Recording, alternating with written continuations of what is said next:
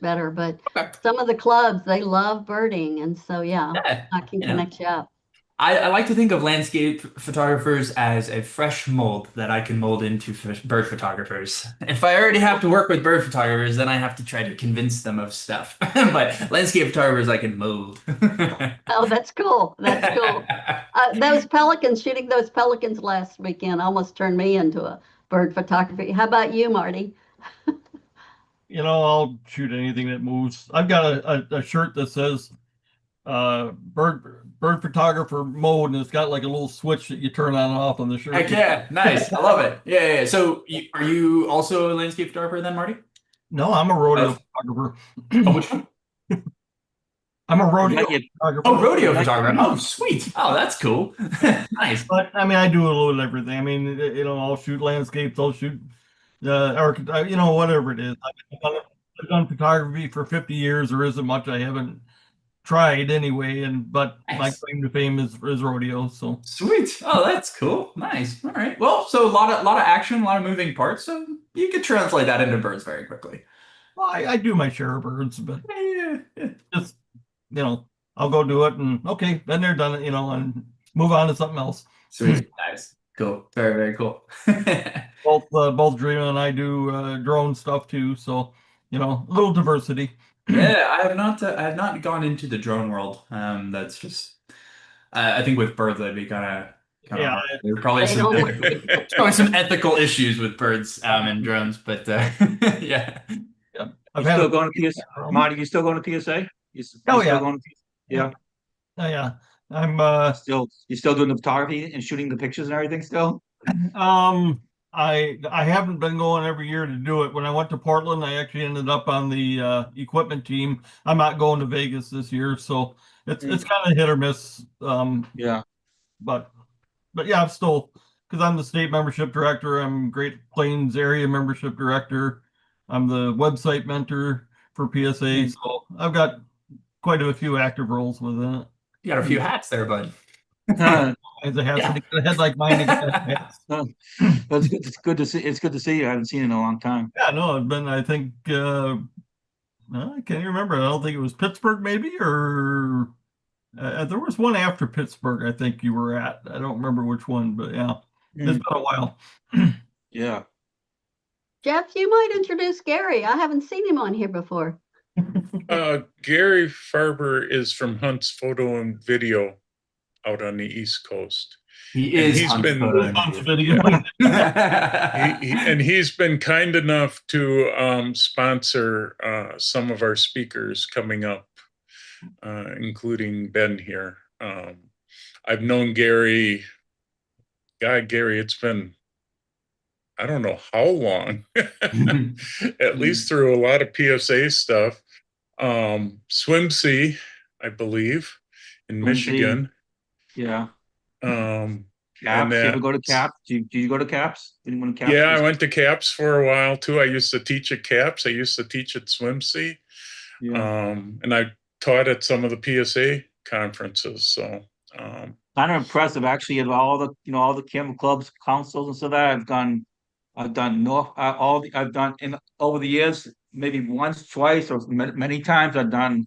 Let's see, I've done Columbia Camel Club Council, Northwest Camel Club Council, CAPS, Swimsy, NECC, TFLI, the Jersey Federation, the Oregon, what's the other one? What's the yeah, Oregon is, I used to be the council chair for all that stuff. So I used to yeah. know all those councils. Yeah. Yeah, I think I've I Yeah. think I think I've exhibited pretty much either once or twice or many times. I think I've exhibited everything in council over the years.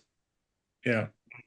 So Hunts has always been very good at helping out camera clubs and councils and uh, the different photo groups across the country for many, many years. And when I had my camera store, I used to buy cameras from Hunts to resell because they had a wholesale department back then. I'm not sure if you still do wholesale, but No, there's no cameras. There's no camera stores. There's no camera stores. There's no camera stores to sell to anymore. right, right. That's changed quite a bit. So, so I've worked with Hunts since back in the 90s. So, yeah, so and Gary reached out and we reconnected back up after a long not seeing each other for quite a while. And he said, "Hey, would you like to have us help sponsor? And if nothing else, help get me more speakers because I'm running out of my speaker list." So Gary gave me, I don't know, God, Gary, you must have 100 some speakers on that list. So, I built it up. I built it up during COVID. Yeah, I started a little bit before COVID, but then I really built it up. Now it's up to um like probably like 40 or 40 different speakers with over approaching 500 different topics. yeah, yeah. So, and I'm passing it out among some of our Wacko clubs to help them find speakers. So we're connecting Gary up with Wacko again. So, so we really appreciate what Hunt's Photo and Video can do for camera clubs and for you as photographers. They have great prices on all their photo equipment. So we'll make sure that all the newsletters that go out have your email and that in it. So Thank you. we appreciate it. So I guess we'll get started here. I want to welcome everybody to Memorial Weekend Digital Forum. We got a pretty good group. We're up to 30 already. That's not bad for Memorial Weekend. I thought more people would be gone, but so welcome, and we're getting a great lineup for the rest of the year. I'll talk about that more as we get on with our program, but we'll get going right away. Gary, did you want to say anything more? Sure. Yeah, I'll say a couple of things. Yeah, so as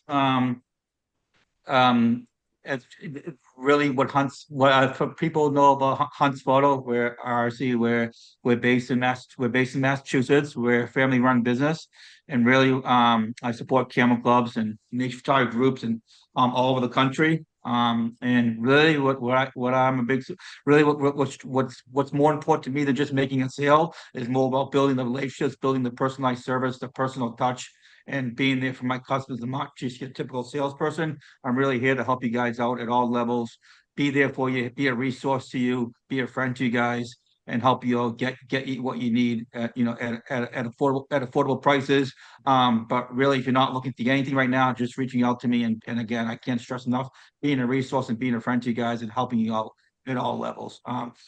Another thing the Hunts has really expanded on since pre-COVID is we do a lot of education now. We do a lot of classes are on our own.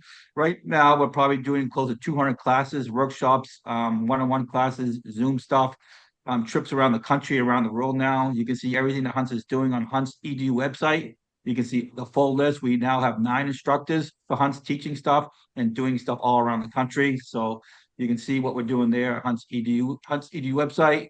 We also do a lot of printing as well, something we really expanded on. So we, instead of going to a CVS or some other place where you print, you could check Hunts out. Our printing is actually really good quality. You go on Hunts Picks website, and you can see everything that we do there. We have all different type of services of printing that we do as well. But we also, another thing we do, we do one-on-one classes. So if you're ever looking to do if you have something that you want to learn about or do just learn more about, we can also set you up and do a one-on-one class as well. But anyway, the more important thing is I'm really here to be a resource to you, be a friend to you guys out, a friend to you guys, be a resource to you and help you out and help Jeffrey and everybody help you guys and provide programs for you and be a resource and be a great friend to you and I want to feel like I'm part of a committee and not just a salesperson. So reach out to me anytime you ever need anything. I'll put my information down in the chat and we'll go from there. I think Jeffrey will probably introduce Ben, but I have to say I met Ben when he was 13 years old, 15 years old, I think I met him. And we have stayed in touch ever since. I used to call him when he was a young kid and just say, "Hi, Ben, how you doing? You need anything?" He's like, "I don't need anything right now, but if I need something, I'll call you." But it was more just the connection. I loved one thing I love doing is working with the young generation, and I have a slew of young photographers that I work with that do Zoom presentation and have been very, very well received. I have about 10 of them that I work with pretty regularly, and they've been very well received and very impressive. But Ben knew exactly. I think I met Ben at a neighborhood high school program. And I think I asked him, "What do you want to do when you grow up?" And he knew exactly what he wanted to do at 15 years old. He's like, "I want to be a workshop leader." He knew exactly what he wanted to do, and here he is today, being very successful doing it. So kudos to you, Ben. But yeah, Ben's gonna put on a great presentation, and you're gonna love him. He's a great teacher, a great workshop leader, and he's come a long, long way. And I'm very humble and proud of him, and I'm happy to have him to do a program to you guys tonight. So thank you all. Okay.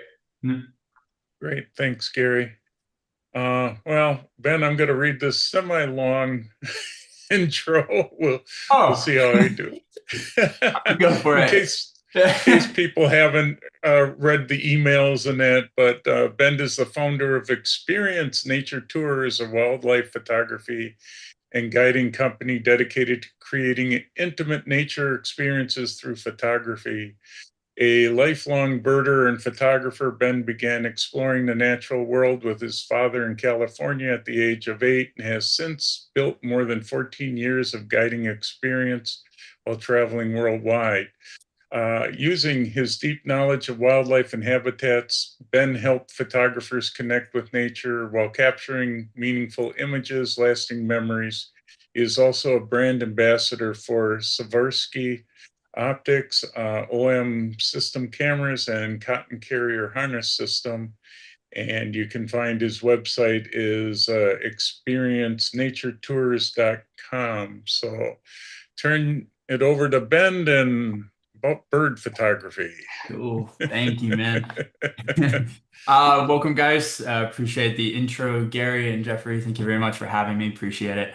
As they both mentioned, I've been doing this a long time, and as they have both mentioned, even though I've been doing it for such a long time, I always appreciate feedback and questions to where something is confusing, please put it down in the chat, and I will get to it as quickly as I can. I have my little notepad here. I'll try to write down questions as they come up. But I was also told that this was a intro to bird photography course, which is always a fun one for me to do because, as I was explaining a little earlier on, for those of you who might have tuned in, the range of intro to bird photography is so great that it's always kind of interesting on where to start from. So please, if at any point, if I'm going too fast on a slide, put it in the chat and just say, oh, just like explain that a little bit more or whatever you need. There might be some stuff in here where you're like, oh my God, I know that already. And that's totally fine too.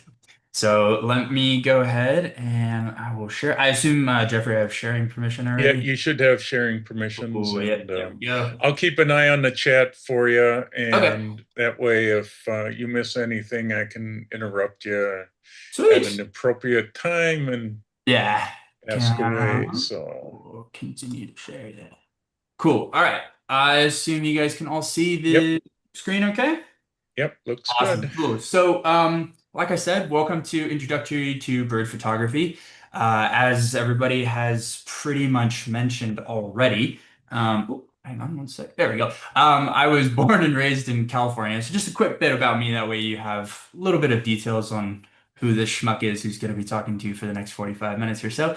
But I was born and raised in California, where I did start photography with my dad at a very young age. And at that point, I was pretty much just picking out a camera and clicking the button. And that drove my dad nuts because that was actually on film. So I did learn on film, and I did learn from a very early age that film is expensive. And when you waste money on your film, your dad tends to get angry at you. So we quickly got myself a small little digital PowerShot camera. And my dad thought, you know, maybe it's a good time for you to actually learn how these things work. So I spent the next few years really learning in depth how the camera works, you know, basically the four functions of ISO, shutter speed, aperture, and exposure compensation.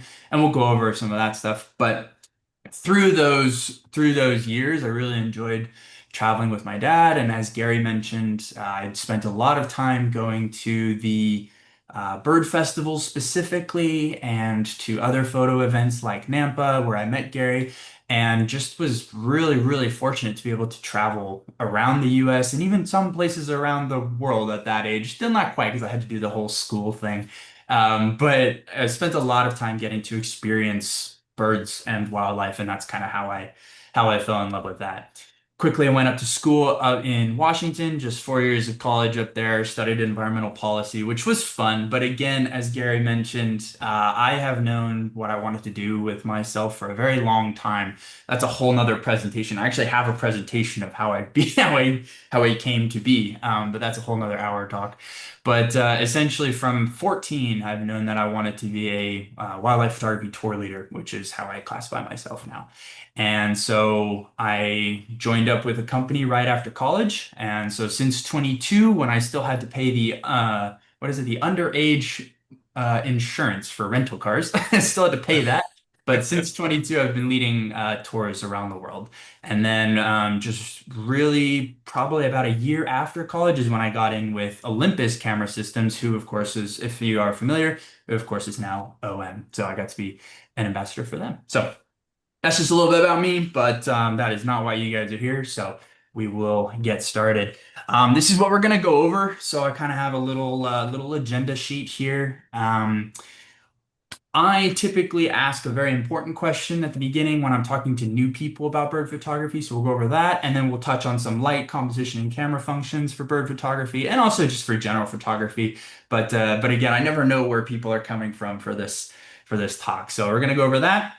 And then we're going to go over some very introductory field tactics for bird photography. So if that sounds good, we'll keep going. So this is the very first question that I always ask people, and I know it's a simple one, but it's really, really important. And if you're getting into bird photography specifically, this is something that I recommend you really take a minute to understand what your goals are, because when you understand what your goals are, that'll influence the first off, the type of gear that you're looking to get. Probably if you don't have any gear, you should get it from Hunts.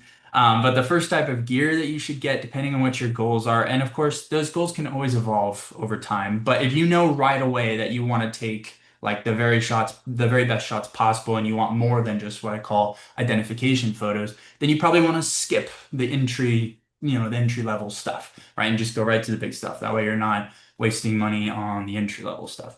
But if your idea is to just take ID photos, then you don't need the $20,000 kit, right? So does that make sense? It also very much plays into how you take your bird photography, how you it I know it's going to sound silly, but it depends on, or your photographic goals will greatly influence what kind of clothing you need, what kind of support gear you need, what field tactics you use, because it all really does depend on this one question. So this is not a murder mystery map. This is kind of what I show people to kind of demonstrate kind of what I mean. So on the left-hand side is your why. Just about all of us want memories to capture, but you don't need a specific type of photo for that. It can be pretty much anything. But on the left-hand side, like I said, you have the why. So there's memories, there's the sharing with friends, family, social media, and advertising. This is typically what most of us like to do, along with the memories. And then there's kind of the next step is some people genuinely like to feel like they are pushing conservation, right? That they are sharing photos that inspire conservation, to save a forest or to save some marine sanctuary for nesting birds, right? I mean, there's something like that. And then a lot of people like to do printing. The reason why we want to know why you're doing it is so then you can kind of figure out, all right, what type of photos am I going to be taking? So as you can see from memories, right, most memories are ID photos, and then also that prosumer and pro level. So ID photos I kind of define as that entry level kind of photographer who's just going to snap something. Their camera's probably on automatic, although it could could not be, but it's probably on automatic. They don't really care about the light too much. They don't really care about the focus too much. It's just so that they can tell what the photos are. So that's for their memories to just maybe say, oh yeah, I remember seeing that. Or what a lot of people do, and this is especially true for birding community, a lot of people will take those for like their eBird checklist or just to remember where they saw that bird. Then you go down to the next level, which is like the prosumer and pro level. So this is kind of where most people sit. As you see, I have a fun little line that I'm going to draw here for you guys. This is the most common kind of level right in here. This is where I deal with most of the clients who come on tour with me, with most of the people I give talks to. They want to produce a nice image for a lot of people to look at because they enjoy sharing it. That's what we love to do as a species. We actually love showing off, right? I mean, humans is as humble as we think we are. We love showing off to people and we love saying, hey, look, check out what I saw. It's really, really cool. So this is kind of where most of the people sit right in here, right? And so I kind of define my level somewhere between the pro and the artistic level because occasionally I will dabble in some artistry, but typically those who are seriously artistic photographers are doing it more for just the memories and they're doing it more to share. They're really doing it for the printing or for some sort of photo competition or for conservation because they are trying to show off a scene. They're trying to make you feel a certain way in order to enact something. So hopefully that all makes sense. Find out kind of where you lie in this and to give you some examples. This is kind of what we think about as ID photos. I had to go way back into my timeline here because I haven't taken any of these in a very long time. These are all from like, I started photography in 2005. I think these are all from 2005 or 6 or 7 or something like that. But very good enough to tell what kind of birds they are, right? We've got an American widgeon on the left, a house finch, a Pacific slope flycatcher, which is now called Western flycatcher, and then a rose-breasted grosbeak. But you can see there's no real technical anything about light, about shooting angle, backgrounds, blurry. I mean, the grosbeak is completely blurry. So there's not a lot of technical mastery here around anything. All very fine shots. If this is what you're interested in, they're great for anything that you want if this is what you are going for. The next level is a little bit better understanding of light. You have a little bit better understanding of maybe some background concepts. I'm freezing a bird in flight, which is really nice. Obviously, you can tell what everything is, but there's still some things that can be improved on, right? The eared grebe all the way on the left, ideally we want to be shooting more at water level to get a more professional look. We don't want any super highlights in the background of the California quail there, et cetera, et cetera. So that's where this level kind of comes in. So this is more of so we've got the prosumer in the middle, you've got the ID at the top, and then that last row there that you can see at the moment, that's more of like the pro level, right? Where we're seeing kind of a technical mastery of light, of shooting angle, of background selection, not just background options, but purposeful selection, which again, I'll go into. And then we're seeing a more technical mastery of birds in flight, right? Which more tricky birds and freezing wings, getting good head angles, etc. All right, the very last row, and I did have to look hard for these because I don't take a lot of these, but the very last row, this is the more artistic kind of side of things. And I do not classify myself as a really artistic photographer. If you do want to see some truly beautiful artistic work, look up a man named Ray Hennessy. For those of you who do not know him already, Ray is perhaps, in my opinion, the best artistic bird photographer of the age at the moment. He is genuinely brilliant. He has an amazing mind and an artistic eye. And unfortunately, the artistic stuff, and I'll go over this again a little bit, but the artistic stuff is not something you can teach in my mind. You can teach the technical mastery of learning about the field craft, the light, the composition, and the camera, but the actual photo that comes out of that has to be from your brain or from your mind, which is just epic. So that's a little harder one to teach, I think, but it can be encouraged. So anyway, so these are examples of kind of some of the realms essentially that the bird photography can take you in, and you kind of want to decide kind of where you'd like to be. I think everybody has their own opinion of what a great shot is. I have some people who I take on trips with me who are very happy with the top row, and then I have some people who are not happy until they get the third row there that you see. So an important concept to understand before you start. Okay. Now, the other thing I really want to make absolutely plain is that I hate it when I'm listening to other photography teachers tell you it has to be like this. please don't let anyone tell you that, including me. I try my very best not to do that. There are facts and physics around cameras, as you guys all know. That is something that is that is a fact. So that does have to be like that. But how you actually take your photo, how you do your field craft, how you enjoy your photography is incredibly, incredibly personal. So please, anytime you do another talk or a lesson, that's the one, if you don't take anything else away from this, which I hope you do, but if you don't take anything else away, please keep in mind that nothing has to be a certain way. Okay. Okay, so we'll get started. And I'm having trouble accessing the chat from my full screen. So are there any questions that anyone can tell me real quick that are there So like confusing so questions? far, Ben, we're fine. Yeah, Okay, no cool, awesome, questions yet. awesome, thank you. Okay, cool. So with that, we'll go ahead and get started. And the first thing, again, so if this is going to be a little bit of a repeat for some people, apologies, but it's a good place to start for the brand new people, and that is understanding light. And photography, as we all know, is light based. So understanding your different lights is very, very important.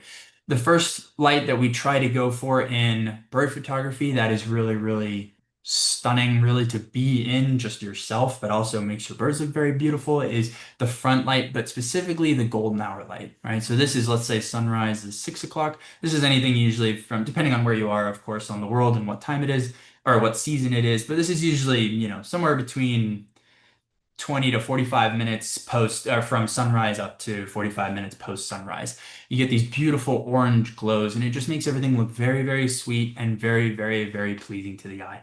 So everything from your blue grosbeak in Arizona all the way up to your red phalaropes in Alaska will look gorgeous in this light.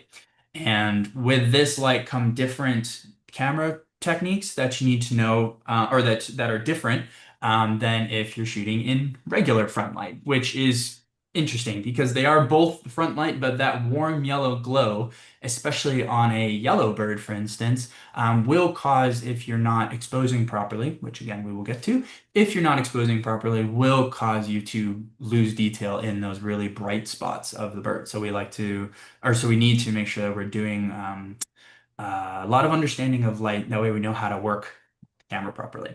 So this one is front light. This is the other kind of light where if you do not have overcast, which is my favorite light to shoot in, which I'll show you an example next, this is the type of light that we want to go for typically if you're not out at dawn. This one is where the sun is directly behind your back, and just a fun tip for everybody for bird photography, and also the same for every kind of photography. If you're not sure where the perfect light, this is what we call perfect light. If you're not sure where the perfect light is, a little trick is just point your shadow at your subject. That means the sun's directly behind you and your lens is downrange from the bird. So got some nice examples there. And this is in my opinion, this is the easiest light to shoot in. So this is flat light or softbox. Some people call it just overcast light, but typically it is from an overcast or very, very bright overcast situation. And one of the benefits of this lighting type for bird photography is there are no shadows or highlights that create issues for your camera. So you can see, like for instance, on the golden-breasted starling on the bottom right-hand side of your screen, that in bright sunlight, I'm sure you can imagine would be really tricky because it has some very dark feathers, especially on the back and the breast, but then some very light golden feathers on the belly. So exposing that in very bright sunlight is very, very difficult. Gets even harder when you go into the middle, the top, the blackback puffback. That guy, black and white bird in pure sunlight, is just going to be a contrasting nightmare, right? So ideally, softbox lighting, no shadows, no highlights, very easy for the camera to create a nice, pleasing image for everybody to look at. And it also creates some really nice, wonderful colors. So this is a light, and this is always a funny one because I can always tell who's been shooting a lot or who really cares about light when it'll be like 10:30 or 11 a.m. You've had the clouds all day, you're really happy with your shooting, and then the sun comes out and somebody says, "Oh yes, the sun's coming out," and you think, "Oh no, the sun's coming out," and that's that's how you know who's been shooting a long time with bird photography specifically. So All right, this one is a little bit more of the artistic light that we're going to start getting into now, backlight or halo and rim light. And this typically, I'm sure you can tell, this is typically when you start shooting towards the sun, right? So it gives your camera that nice ability to create a halo effect. And really, if you're going to want shots like the top middle with the red-winged blackbird and his song on a cold morning, you can only really get that at with this shooting angle because the breath actually needs that backlight to show up in your photo. I'm sure it might be technically possible with some other light, but that's definitely the easiest way you can see it. And it gives you a really, really cool opportunity to be a little bit more artistic. Like I love the glowing needles on the gray horned owl there on the top left. So it's a beautiful, beautiful light. It's a little harder to shoot in, and it's not one that I typically recommend brand new photographers. If you're a photographer but new to bird photography, definitely give this a go because you'll understand how to work the camera a little bit. But brand new bird photographers, I typically always tell them just put the sun at your back for now until you get a technical mastery of your camera and how everything works together, and then you can start playing around with some different light. And some of the other, so there's two more lighting types, and I'll give you just a second to kind of think about what they might be before we move on. And I'll just tell you, maybe let's go with the or not the, yeah, the pectoral sandpipers down at the bottom there, bottom left-hand side are a really cool example of when you get them in flight in backlighting situations, you get a really beautiful glow through the wings. So that's a really, really cool bird in flight pose that a lot of us look for. So your next ones, if you were thinking, your next lighting type is side light.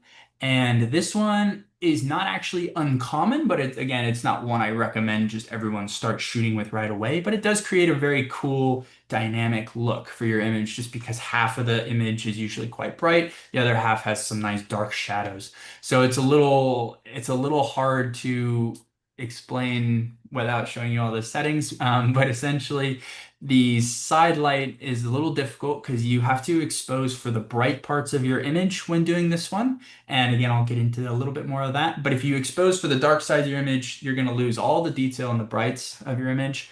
So what we want to try to do is to create that split. So the one that I think has the best split light are the two on the very right-hand side of your screen. So the lesser yellow legs at the top and the long-billed corella down at the bottom right. Those two have that beautiful kind of like sharp shadowed side of their body and then the very nice sharp highlighted side of their body. So that's what this light can create for you, which is really quite a unique one. And the last one, if you haven't figured it out yet, will be spotlight or channeled light. So this one usually comes from a geological feature, some weird, just break in the trees or maybe a small hole in the clouds, but it creates this spotlight look on your subjects that typically, because it's such a channeled area of light, will give you a very dark background, which could make it look almost like it was taken in a studio. So that sun greave all the way at the very top middle portion of your screen was taken on a slough in Costa Rica. And I was in a kayak, or it was a canoe actually. It was a very rickety, leaky canoe actually. I had a little half a soda bottle in there to to bail out my water while I was shooting. But this guy essentially, the sun was just filtering through all those beautiful big broadleaf trees that you would typically think of when you think of a tropical rainforest. So that was that one. The burrowing owl on the top right, that was the very, very last light of the day. These guys were nesting in a little culvert next to a bank, and the bank was just at the right angle to block most of the sun except for a tiny little ray that was coming onto his eye there. So geological features or USA banks, anyone will work for spotlighting. But very, very cool lighting type. But in general, the main thing with lighting is, of course, lighting will create the mood of your image. And this is the same for all photography.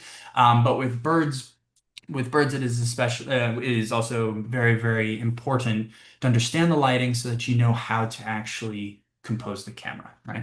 And also different lighting types, and I'll get into a little bit of this later. But as you can tell, like bird photography, I could do probably a 4-hour presentation on bird photography, to be totally honest. But we do not have that kind of time. But in general, right, when you create the mood of your image, you'll know how to set up your camera. And then depending on the mood you're going for, you'll also know the field tactics that you need to achieve that mood, right? So there's different field tactics I need to achieve for the spotlight, for the spotlight burrowing owl there, and then there's different field tactics for the top left, the spectacled eider, right? So anyway, now that we've got that, sorry, and again, I can't really see the chat box. Any questions around the lighting before I move on? Yep, we're good so far, Cool. Ben. Awesome. Cool. Thank you. All right. Now, the next thing is composition. And I know that this one typically when I move on to this one, when I do this live, I can see people's eyes kind of like widen and they glaze. And I think, no, it's not overly complicated, I promise. We're not going to go into all of the artistic things about composition. I just want you to understand what is composition really, okay? And it's basically broken down into two categories. And this is very much like the rest of photography, only bird photography, I actually don't know because I don't do a lot of other types of photography, admittedly. But for bird photography, these are the important things. I'm sure it's relatively similar for the rest, but the beginning part is what's in your frame, right? So what are you actually trying to show the audience or what are you trying to capture? And it's typically a subject, the other objects in the frame that kind of either we want them to help the photo, we don't want them to distract, and I have an example of that. And then of course it's actually a big part of your image is the background. A lot of people, I find that when I first start, forget a lot about the background. Like they just like, oh, I'll just shoot it here. And it's like, well, I look behind them, I'm like, you have a pole in your background. You don't want the pole. That's not very good. So background itself is very, very important. And I will go over a little bit on how. And then where the subject is actually located in the frame plays a huge role into how the viewer relates to the frame. So if I had put this barn owl all the way at the top left of the frame, you wouldn't get that beautiful crack leading you down from the bottom left all the way up to the top. You wouldn't get that cool looking rock that's balanced in between. So it makes a huge difference on where things are actually located in your frame and how the image is perceived. Okay, so we'll go over perspective of the image and then the rule of thirds, which I don't know if you guys have seen not Johnny Depp, but I mean, he's in the movie. But if you've seen Pirates of the Caribbean, I love the line from Barbossa, which is the rules are more like guidelines. And that's how I think of the rule of thirds quite regularly, just because there are plenty of instances where the rule of thirds doesn't actually work for the image. So here's a quick look at a frame. As you can see here, this tufted puffin is flying in, and what do we have? I have circled the subject. I want everyone to look at the tufted puffin, but I chose to keep the other objects in the frame, and those are some black-legged kittiwakes. Why did I keep it in the frame? You might be thinking, well, they're white, or maybe they're complementary to the face, and yes, that is true. I kept it in the frame mostly for context because what I want you to at least think about or maybe guess is that, oh, maybe this puffin nests with other birds. Maybe it's a cliffside nester, right, with other birds, and you'd be right. And that's what I want to convey. So this bird nests in colonies. So keeping those other objects in allows you to say, okay, this must be a nesting bird with other nesting birds. What are those birds? And, if you know your birds, you might say, oh, those look like kittiwakes. If you don't know your birds, you might say, oh, those are seagulls, which, hey, whatever works. So anyway, those are the other objects, and those are beneficial objects. And we'll go over that. And then the background in this instance, I didn't have much of a choice. It was either the cliff or I missed the bird. So you make the best background that you possibly have. And I will talk a little bit about that with some field tactics. But those are the three what's in your frame categories. Okay.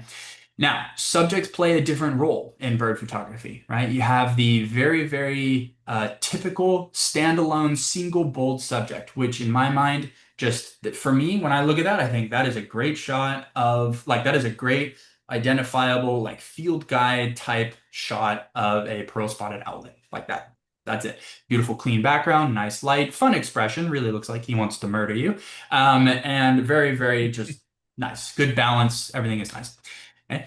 When you move to the right, then it starts to get a little bit more fun when you start adding multiple subjects in, again, as long as they have a purpose. If they start distracting from the frame, then they no longer serve the correct purpose and we want to get rid of them. But these guys, so these emu from Australia, These very clearly tell you, okay, emu obviously are not solitary. They like to feed in wide open grasslands and they don't mind the rain. But also, it's just fun when they're all looking the same direction and they balance out nicely because they're not intersecting with that other bird, right? So, again, field tactic wise, I saw that in the camera and decided, okay, I need to shift just a little bit to my left, a little bit to my right, just so I don't get anything intersecting with anything else. Okay. So, there's multiple subjects there. And then the last one, again, this is not really my style, so I kind of had to dig for one. It's not the best shot, but subject's part of a scene, right? And this is something that I was telling you about Ray Hennessy. This is something he does extraordinarily well. It's not really my thing, but it is part of the subject learning. When your subject is part of a scene, it definitely gives you an idea, a little bit more of a more in-depth knowledge about the bird, right? So with that Swainson's hawk, I can tell it likes grassland with yucca. And it does. It loves that stuff. And that's like a Chihuahuan grassland basically here in Arizona.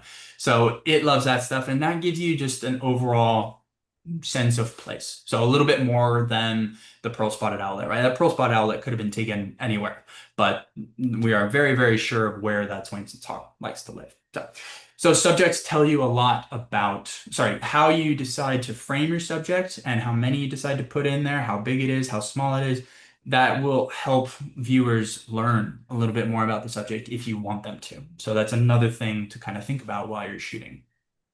Okay, here's some background examples and how background affects how the bird looks. So for me, with bird photography, I always recommend and go for either greenish or tannish, maybe some yellow, if you're going to go with just a straight colored background. I don't really love blue, but to each their own, as Jeffrey and I were saying about photography, to each their own. But you can see it highlights different parts of the bird a lot better. I think looking at the green background, I think that bird looks a lot clearer, a lot more colorful. The blue, the kind of the slate blue of his breast doesn't disappear into the background as much. And you can see with the half and half background, which I actually have had lots of people say they like the half and half background better, and that's great.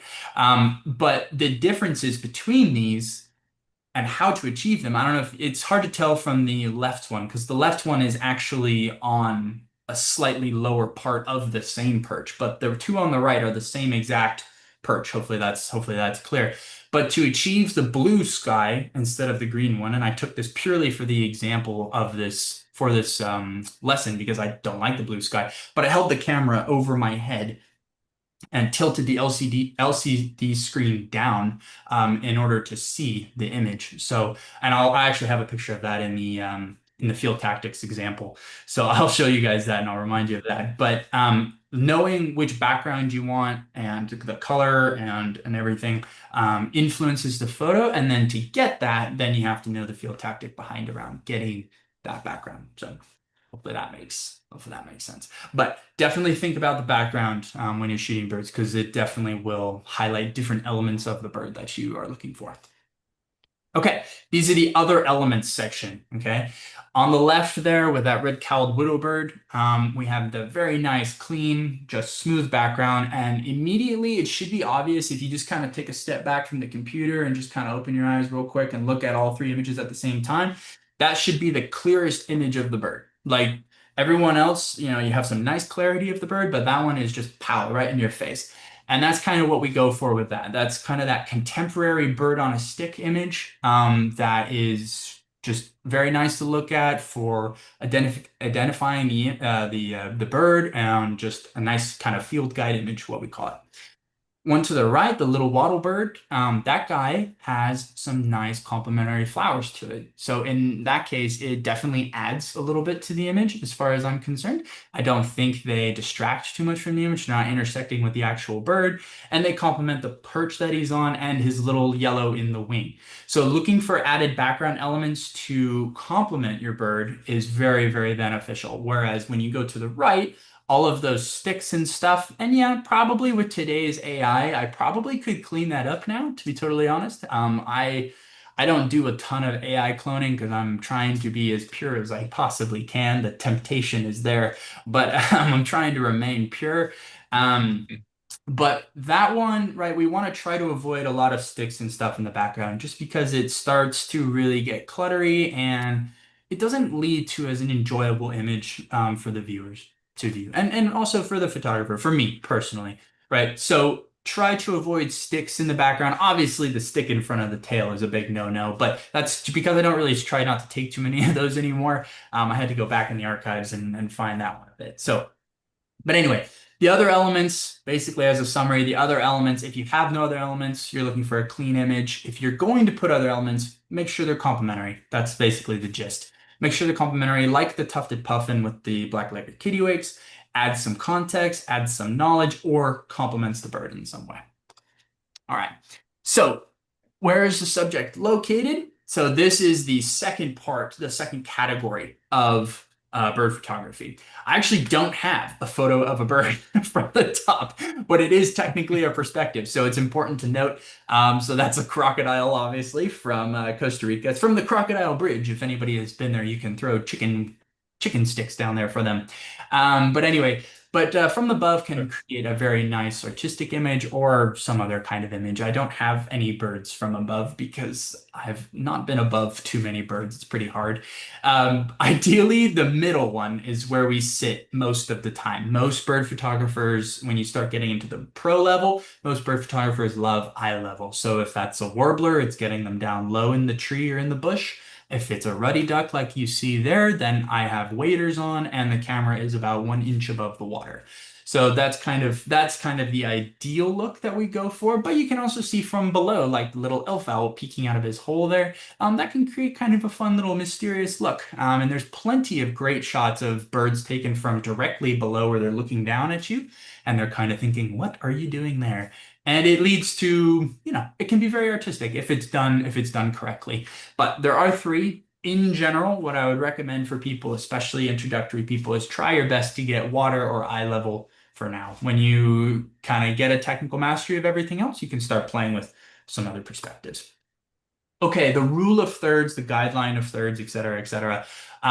Typically, what we like to do is we like to have the bird and whatever subjects are interested. We like to have those looking into the negative space of the frame. We don't really like having, the kingfisher, the little kingfisher there. We don't really want to put him on the right side of the frame and then have all this stuff on the back side. It looks weird to our brain, right? We're like, why is he looking off the edge of the map when there's a whole map over there? So very, very odd. And then ideally, if there are any other fun elements of the image, then we also want to sort of somehow incorporate those into the third.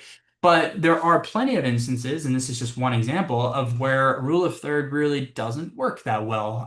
The straw-tailed white, usually I should say, the rule of third doesn't work all that well if you have a bird, because we're doing a bird thing, if you have a bird with some sort of extraordinary feature, right? So I'm very much aware that this tail is not a typical tail on a bird, but this is the case for this bird. So that top image is the final image that I went with. And I'm sorry, I should have put the crop guidelines on there for you, but I think you will agree without the crop guidelines that the bird is looking into much less space than there's behind its head, I should say, behind its eye. So if we had done it that way, then I have that on the bottom left. You had to make the bird really, really small. And in this case, for me, I didn't like that because I think the bird is too small and you can't enjoy the fun features of it. So for me and my photographic goal, so going back all the way to that first question, and again, this is kind of tying all the way back to that, my photographic goal is to show off birds. That's what I love doing. I love showing off birds to people, showing off how cool they are, where they all live, the uniqueness, the diversity, etc. So if I'm going to do that, my bird needs to be detailed and I need to be able to show you that bird. So if I make it too small in the frame, I can't do that. If I go the other way and I go to the bottom right and I say, okay, I'm going to put the bird in the proper part of the frame. Okay, well now I've lost the tail. And that obviously that won't do it all. So you can kind of see how, yes, it's a rule, but it's more of a guideline. Just think about trying to put as much space on where the bird is looking into. That's usually the best, but it not always. So just think about what looks appropriate to you. Okay. All right. Any questions before we move on to some of the camera functions? No, you answered the one that Sweet. we had Michael ask about replacing backgrounds, and then you answered the question right away. I love that. No, I love answering questions before they come up. That means I'm hitting points, so that's great. Yeah. So cool. Okay. Well, we'll continue then with camera functions. And again, some of this stuff might be repeats for people. It might be new, so feel free to please go grab a coffee if it's a repeat or ask questions if it's new, okay? General things I recommend before I kind of get into stuff. I highly recommend using RAW, not JPEG. I know a lot of people like JPEG. There's no problem with JPEG, but you get more detail or sorry, not more detail necessarily, but you get more data with RAW to edit and to recover photos. And I think it's just better. So consider it. Don't necessarily do it, but consider it. If you are still using a DSLR camera for bird photography, I recommend using AV, or it's A on some cameras. It's basically aperture priority. For mirrorless cameras, and it's going to sound scary. This is another one where when I say this, the crowd opens their eyes and people start glazing over and giving me shocked looks. But if you're using a mirrorless, I highly recommend using manual for bird photography. And I will, well, actually, I can't really explain it in this one, but if you have questions on that, feel free to message me afterwards. But it really is quite a lot easier since the creation of mirrorless. It's been a brilliant, brilliant creation as far as I'm concerned. In general, the better you understand your camera with bird photography, the better off you will be. And I know that is a very obvious statement to make, but sometimes the obvious statements are the ones most forgotten.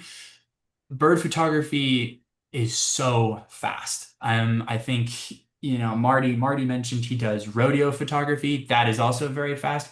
In terms of the big, broad categories of photography, landscape, wildlife, birds, wedding, whatever. Bird photography is one of the fastest, right? Where you have to be on it. Things happen in a millisecond. That Barrow's Goldeneye doing a display there, that is probably, half a second long. So if I don't know how my camera is working, I'm gonna miss shots. So you need to know how your camera is working. Handheld versus tripod. I have loads of people who love using a tripod, and I have loads of people who are handheld till the day they die.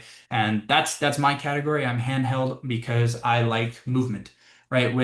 I like moving. So with birds, again, because they're so fast and they might perch on that perch for a half a second and then move to a different perch. That other perch may have a different background that you need to move 5 feet for, and that'll take a long time with a tripod. So consider trying handheld, and then with that, consider trying to get some gear that you are comfortable hand holding. That is about 300 millimeters, I would say, is the absolute minimum. I would really recommend nothing lower than 400 millimeters for bird photography. If you've answered that photographic goal of you want to be in that kind of prosumer pro category, if you want to be in the artistic category, then the lens market and Hunt's photo is your absolute oyster, because Ray Hennessy, the guy I've mentioned, he takes beautiful photos with wide angle lenses, with mid-range 70 to 200 lenses, 104s. I mean, so you just have to play with that. But if you're going to do like the contemporary bird photography, really kind of try to be no less than about 400 millimeters. 300 is doable, but 400 is the best. Okay, so those are some general ones. And now that you have that kind of idea, the most important thing is to know how the camera works. So depending on your shooting mode, there are up to 3 functions to control. For those of you who are brand new to photography, there are 4 that we typically work with in order to create an image. And those are your aperture, so at the top there, your ISO, and your shutter speed, and your exposure compensation, or the light meter. Okay, so for those of you who this might be a little bit of a repeat, I'll go through it pretty quickly. For those of you who are new, take a screenshot of these, because these are really, really nice diagrams for explaining these. But essentially, what we try to do in bird photography is usually our aperture is wide open most of the time, which means we are shooting at the lowest number, so like f2.8 there on the scale, which is the largest aperture. This will allow the greatest light gathering potential, but also give us the shallowest depth of field. And the reason we want that is because it gives us the blurriest background. And again, I can explain a little bit more of that later when we talk about that. But the blurriest background usually gives us the most clear photo. So that's why we want that. Okay. ISO, in terms of ISO, the higher the number, the more sensitive the camera is to light, the sensor is to light. It'll allow you to take photos when it's darker, but it also create the most grain or noise. And we try to avoid the most grain or noise just because it deflates, I guess is a good word, but it deflates the image quality. We don't want noise in the image. However, with programs like Topaz AI, Denoise, or I guess it's called Photo AI now, and DxO Raw and those kinds of things, we find that bird photographers are finding that we can shoot at higher ISOs and still maintain really good image quality with the application of those programs. So that's just what it does, though. So it's important to know.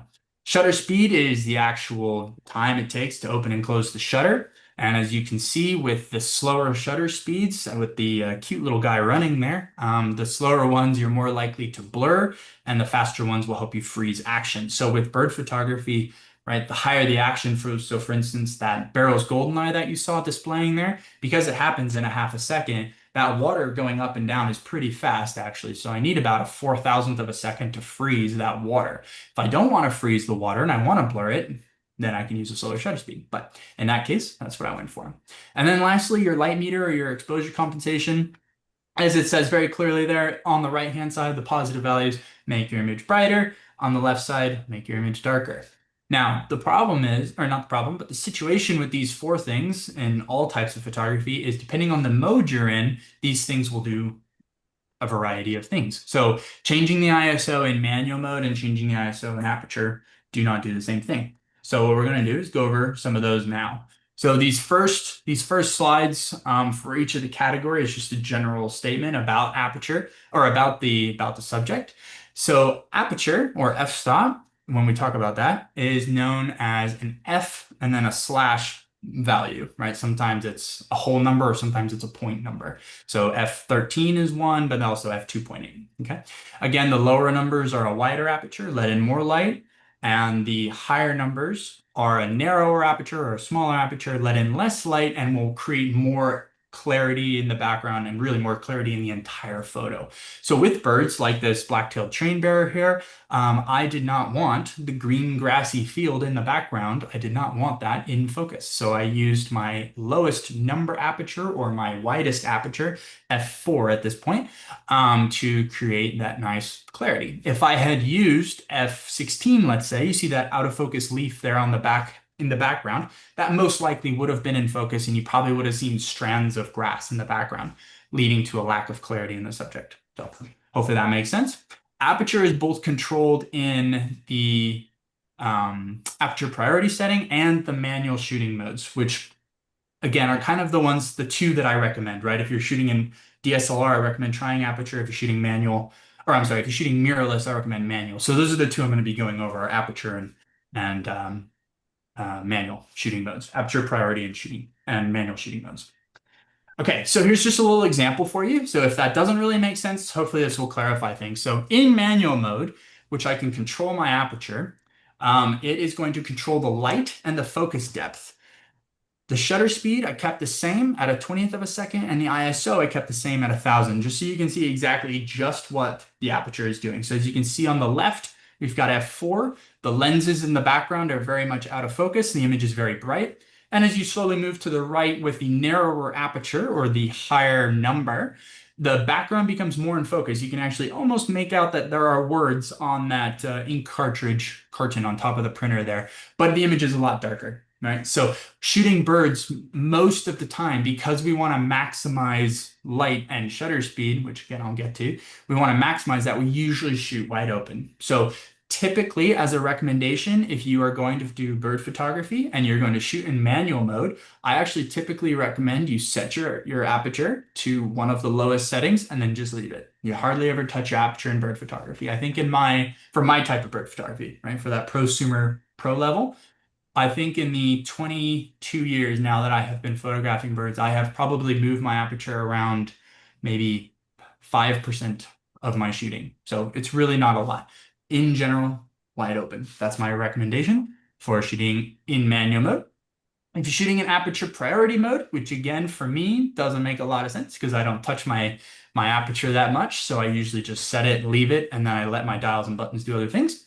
But as you can see in aperture priority mode, the shutter speed will be influenced when you change the aperture, and the focus depth will be influenced. The light doesn't really change when you're in aperture priority mode.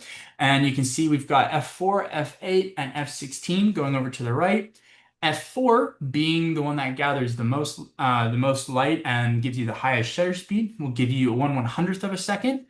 F8 gives you a 25, and then F16 a sixth. Now, if you're an engineer or you're predisposed to math, you might notice that those all make sense, and that is because the camera does operate on math. I am not going to go over all that because that again is a that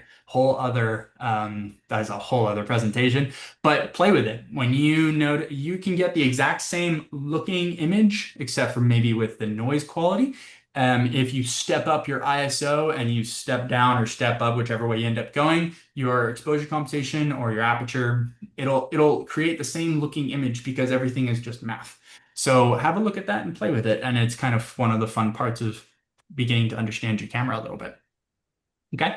ISO, moving on. So ISO is shown in the camera as ISO X, usually, 400, 500, 640, 1250, etc. A lot of cameras these days are going up to crazy ISOs like 128,000 or something like that. I don't typically shoot that high, and I'll explain why later. But lower values in the ISO tell the sensor to be less sensitive to light and will produce less noise and grain. You typically use lower ISOs when you have more light.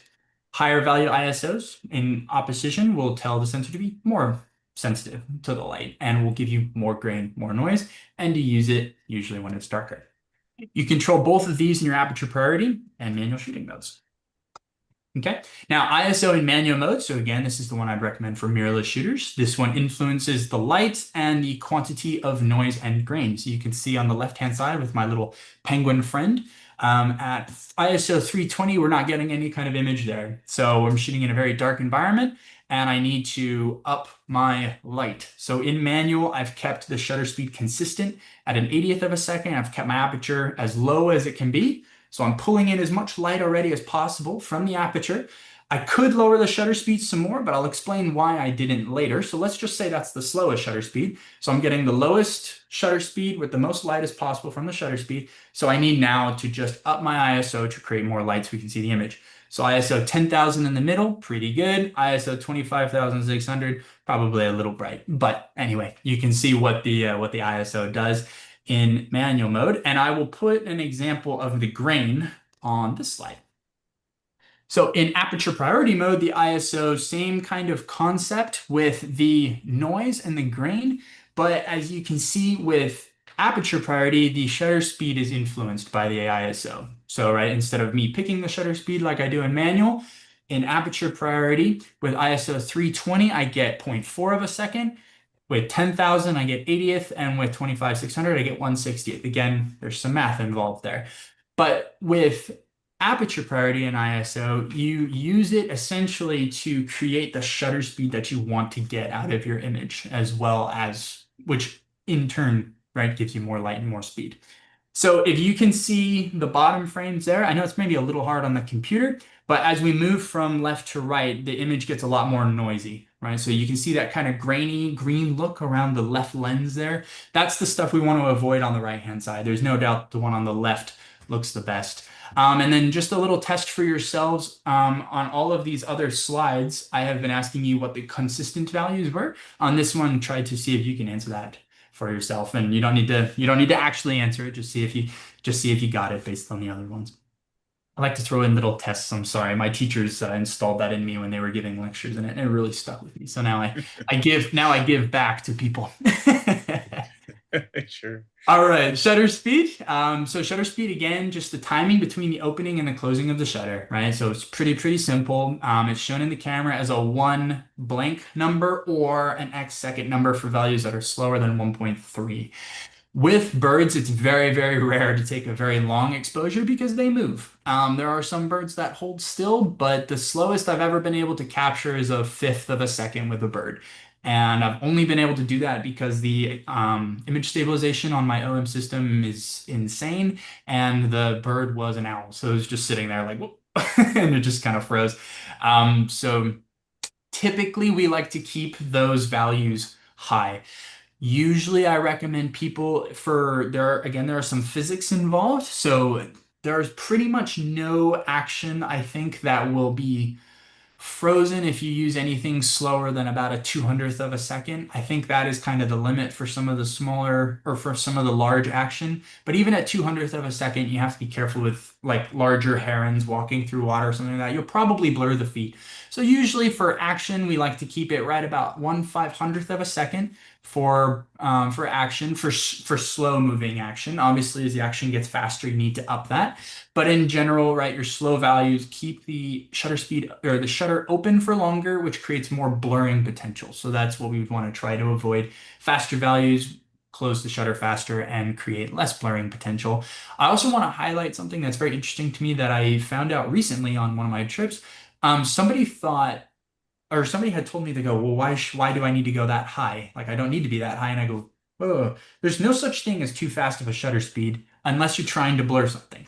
So if you're trying to freeze something, it's okay to be at 6,400 instead of 4,000. Okay, there's no detrimental issue to the camera as long as your ISO is low and you're not getting any issues from the grain, and your aperture is low, so you're not getting issues from your bokeh, which I'll talk about again in a little bit. But you can't have too fast of a shutter speed unless you're trying to blur something. So just keep that in mind. Now, shutter speed is the first one that we've talked about, where you can only control that in manual mode. So for those who don't know that, manual mode allows you to control the shutter speed and set that shutter speed. And that is very useful when you become a bird photographer, when you start learning what shutter speeds you need for each moment. That way, unlike aperture priority, which I'll touch over in a sec, you have to control things in the camera to then get the shutter speed that you want. You don't get to pick it. So you have to be very mindful about what you're controlling and how it's actually affecting the shutter speed to then give you the shot that you want. And this is a hardship in bird photography, like I said, because bird photography is very, very fast. So I would rather just know what I have to set instead of trying to set things to then get it somewhere. So hopefully that makes a little bit of sense. But we're almost through the technical aspects of this, so bear with me. Shutter speed in manual will influence the light and motion blur. So as we move from left to right, you can see a faster shutter speed all the way up to 1,250 is freezing my ceiling fan there, whereas whereas shutter speed of a 100th of a second blurs it, but the image gets darker. These are all consistent at 10,000 ISO and f4. So hopefully you start to think, okay, if he wants a 12,000 or say 1,250th of a second, but it's too dark, what does he need to do? If his aperture is as wide as it is, what does he need to do with that ISO? Hopefully you're thinking he needs to raise it to allow the sensor to be more sensitive to light, to give him that brighter image while maintaining the higher shutter speed. If you're thinking of that, little pat on the back for you. Good job. Shutter speed in aperture priority mode is not controlled, right? This is influenced by your aperture, your ISO, and your exposure compensation levels. So if I choose to change the aperture, let's say, for instance, in this one, we are choosing f16, which will give us a nice slow shutter speed, all the way up to f4, which is a little bit faster, but not the same aperture, right? So, and also you can see the it's not quite very obvious in this one, but the background is slightly less in focus in the f4 one. The exposure compensation was set to 0 and the ISO consistent at 10,000 again. If we wanted to make any of the images darker, let's say, we need to use exposure compensation. So exposure compensation is just shown usually as like that kind of light meter or the timeline looking figure in your camera. Typically, it's left for negatives and right for positives. I actually haven't done a lot of research on different cameras if they've ever switched those around at any point, but I just wanted to cover my own ass there. So usually going to the left is negative, which will darken the image, and going to the right is positive, which will brighten the image, okay? This one you do not control in manual shooting mode. You only control this in aperture priority mode. And again, you use it to control the light in the camera, or how light the image is. But what it also does is it also affects the shutter speed. So when you are in a situation where you need a darker image, just be aware if you're using this, Oh, I'm sorry. This is in manual mode. I'm getting ahead of myself. Sorry about that. Exposure compensation in manual mode is not controlled, like I mentioned. It is influenced by the aperture, the ISO, and the shutter speed, and that is just your light meter reading on the bottom of the camera there. So with an ISO of 3200, I get a light meter reading of -2, and then all the way to the right at 16,000 ISO, we get a light reading of 0. So again, you're using the ISO in manual mode to kind of help with the light management. Now back to what I was saying. The exposure compensation and aperture priority will give you that faster shutter speed. As you can see, moving from left to right on your images there, the shutter speed of 1/20th of a second is quite a bit faster than 1/3 of a second. But your images has to be darker. So if you are necessarily in a very dark place, like let's say you're shooting a Pacific Ren in the dark forests of Washington, you don't necessarily want to be underexposing your camera just to get a faster shutter speed. You maybe want to use ISO instead, right? So you can see we used ISO at 320, whereas if we had used an ISO of maybe 16,000, let's say, I could have used an EV of 0 and still maintained a high shutter speed. So something like that. And again, understanding how all of these 4 things work together, very, very important. So grab a little penguin or something that you have on your desk and just start playing. Start playing with the exposure compensation, the ISO, the shutter speed, and the aperture, and just start seeing how things work. But nearly every time, if you can remember, every time when I had a consistent aperture, it was always at the wide opens or the most wide open it can be, just because that is the easiest to work with. So that one, again, I would recommend genuinely for sticking with bird photography. I'd recommend you stick with a wide open aperture on that guy. Okay, And so I have a question, if yeah, you please don't go mind. ahead. So I'm usually shoot manual mode, but when I was shooting the pelicans I was telling you about last weekend, Yeah. they were flying in and out, and I switched to TV mode, which I don't typically Uh-huh. use, and I found it more successful because I set it at 1/1000. Well, 2 questions. Why are you recommending AV over TV when there's fast movement? And secondly, I think someone in the chat also asked, why is there a difference between the setting for a DSLR and a mirrorless camera? Sure. So to answer your question first, I would recommend, so for the only reason I'm recommending AV is for DSLR users, and I'm not really talking about birds in flight specifically because that's usually above an introductory course, birds in flight. But for sure, if you're a DSLR user and you're using AV, I would recommend switching to TV for birds in flight. Does that make sense? Yeah, I Yeah. kind of was began to think that because Yeah. Yeah. the depth of field doesn't matter as much when they're flying, but when they're sitting, the depth of field is more important. Yes, correct. So when they're flying and they're a pelican flying on the coast, the depth of field does not matter. You're 100% correct. But if you see the screen here in front of you, this collared aracari, those are trees in the background. So the depth of field does matter a lot on this particular image.